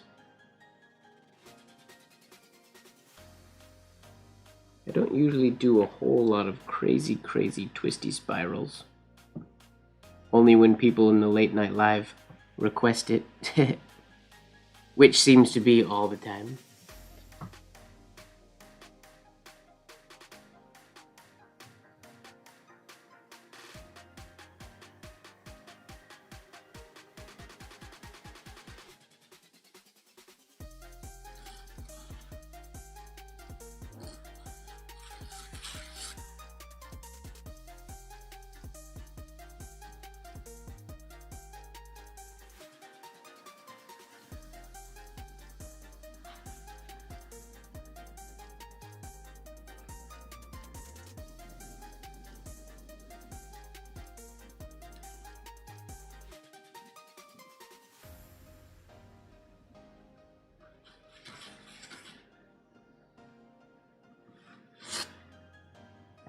Spiral life.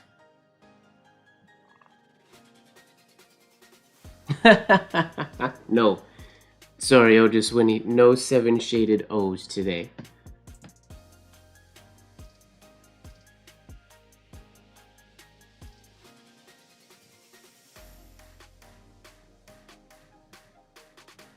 But I will give you one of these. We'll see how this works. If I have enough, if I can hold enough of this. This ink is really watery, so it's hard to keep enough on the nib. But we'll see what happens here.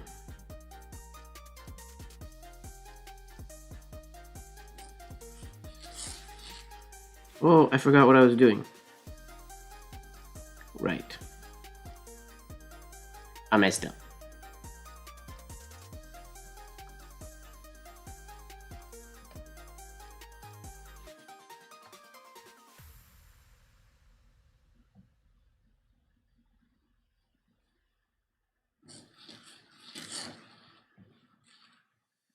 I keep forgetting what I want to do. No, that doesn't work. Get back to lurking. Go back to your home, James.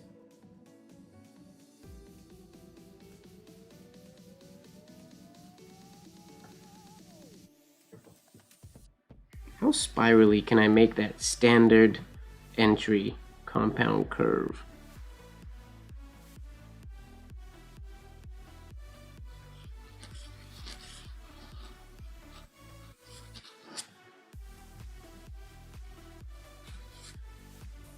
Like that's kind of banana pants.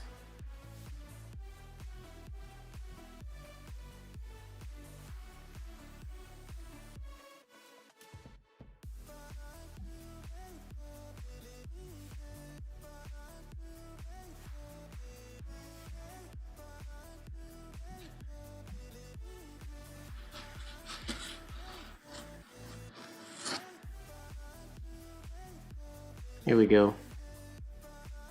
It's a little loopy.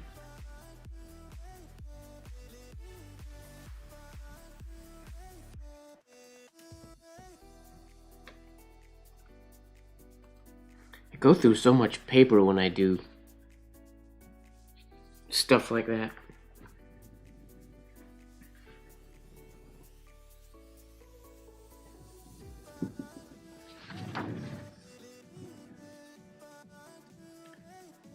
With the other A, with the compound curve A, you told James to leave. He's just doing what you told him to do. Can't blame him for that. You kicked him out.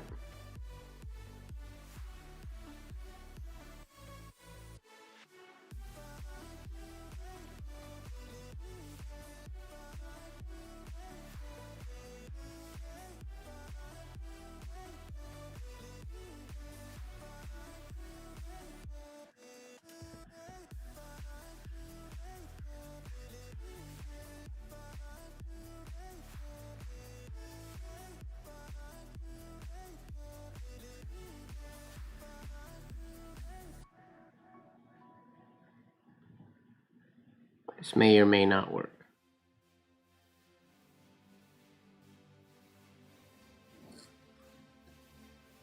Oh, I don't think it's gonna work because of the spacing I went with.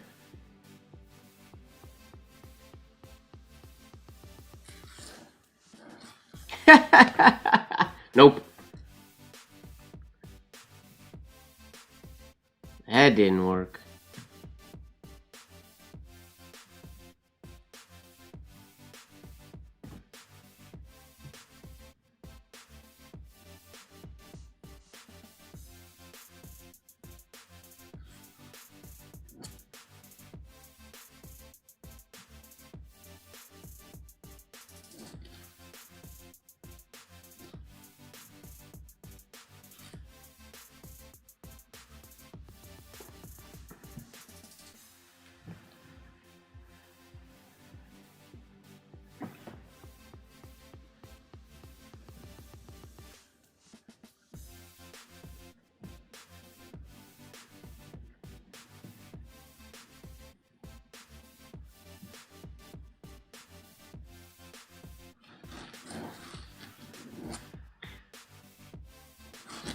Could do something like that.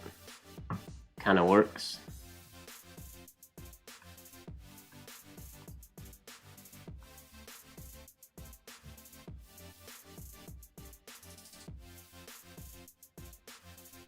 It's weird getting into that A from an O. I normally wouldn't.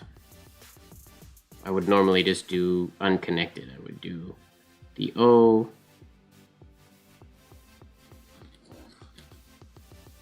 And then put this guy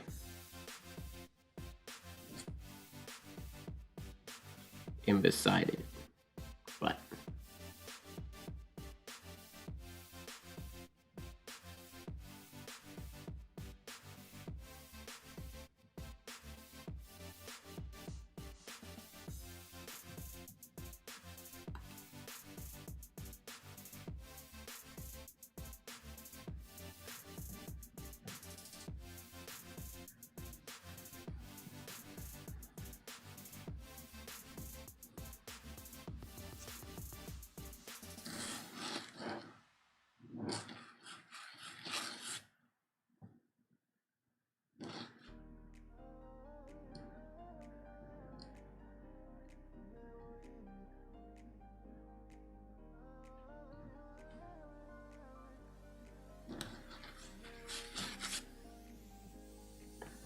too many.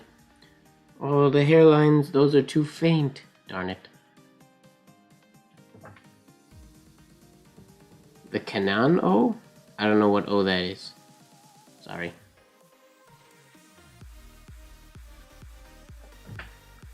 My favorite O is this one.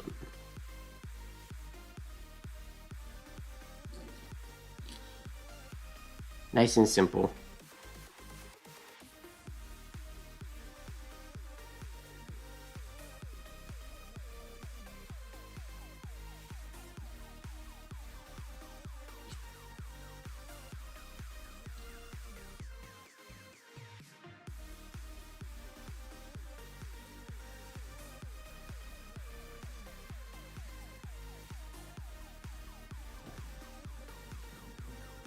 This starts with a C?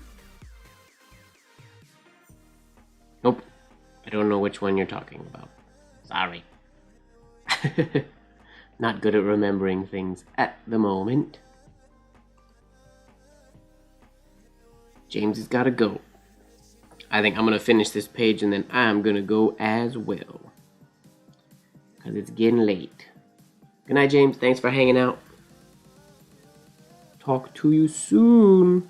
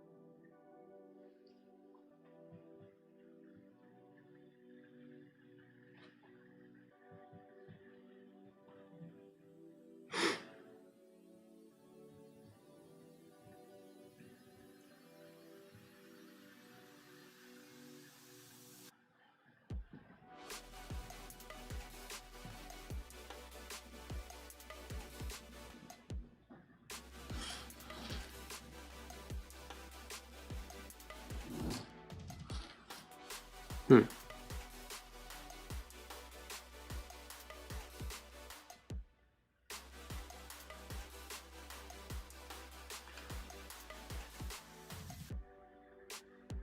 Oh wait, I want to try something.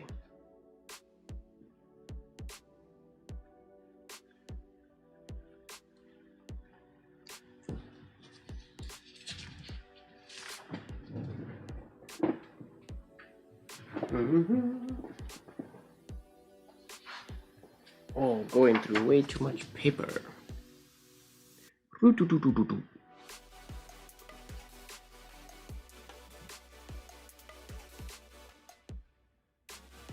Wait, I need this again.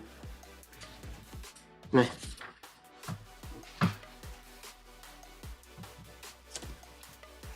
Never mind, that's not gonna work. It was a bad idea.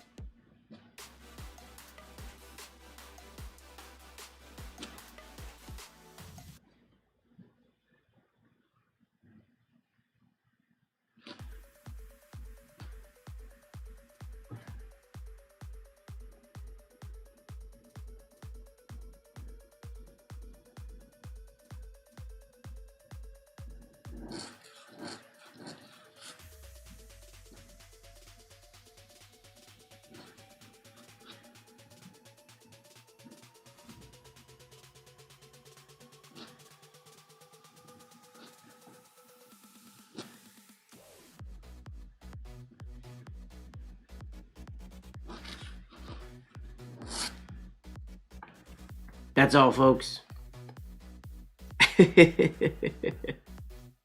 This was a crazy, unexpected end to the evening, but kind of fun that that we know this is possible now.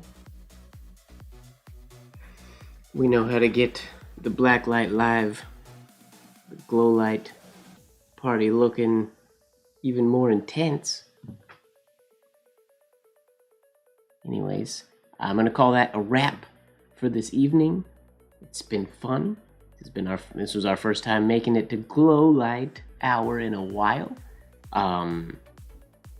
Just a heads up to everybody, we will not be having a late night live next Tuesday because I will be on the road. I will be out of town, and it's just not feasible for me to do one of these when I'm not home.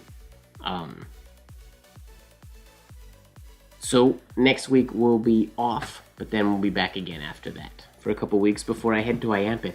Oh, I might be able to do a late night live at Iampith. What's going on, David? It is so late. I'm just leaving now. I was just in the middle of saying goodbye to everybody, or to wrap up tonight. We were at midnight. Did you not know that this happens at midnight, David?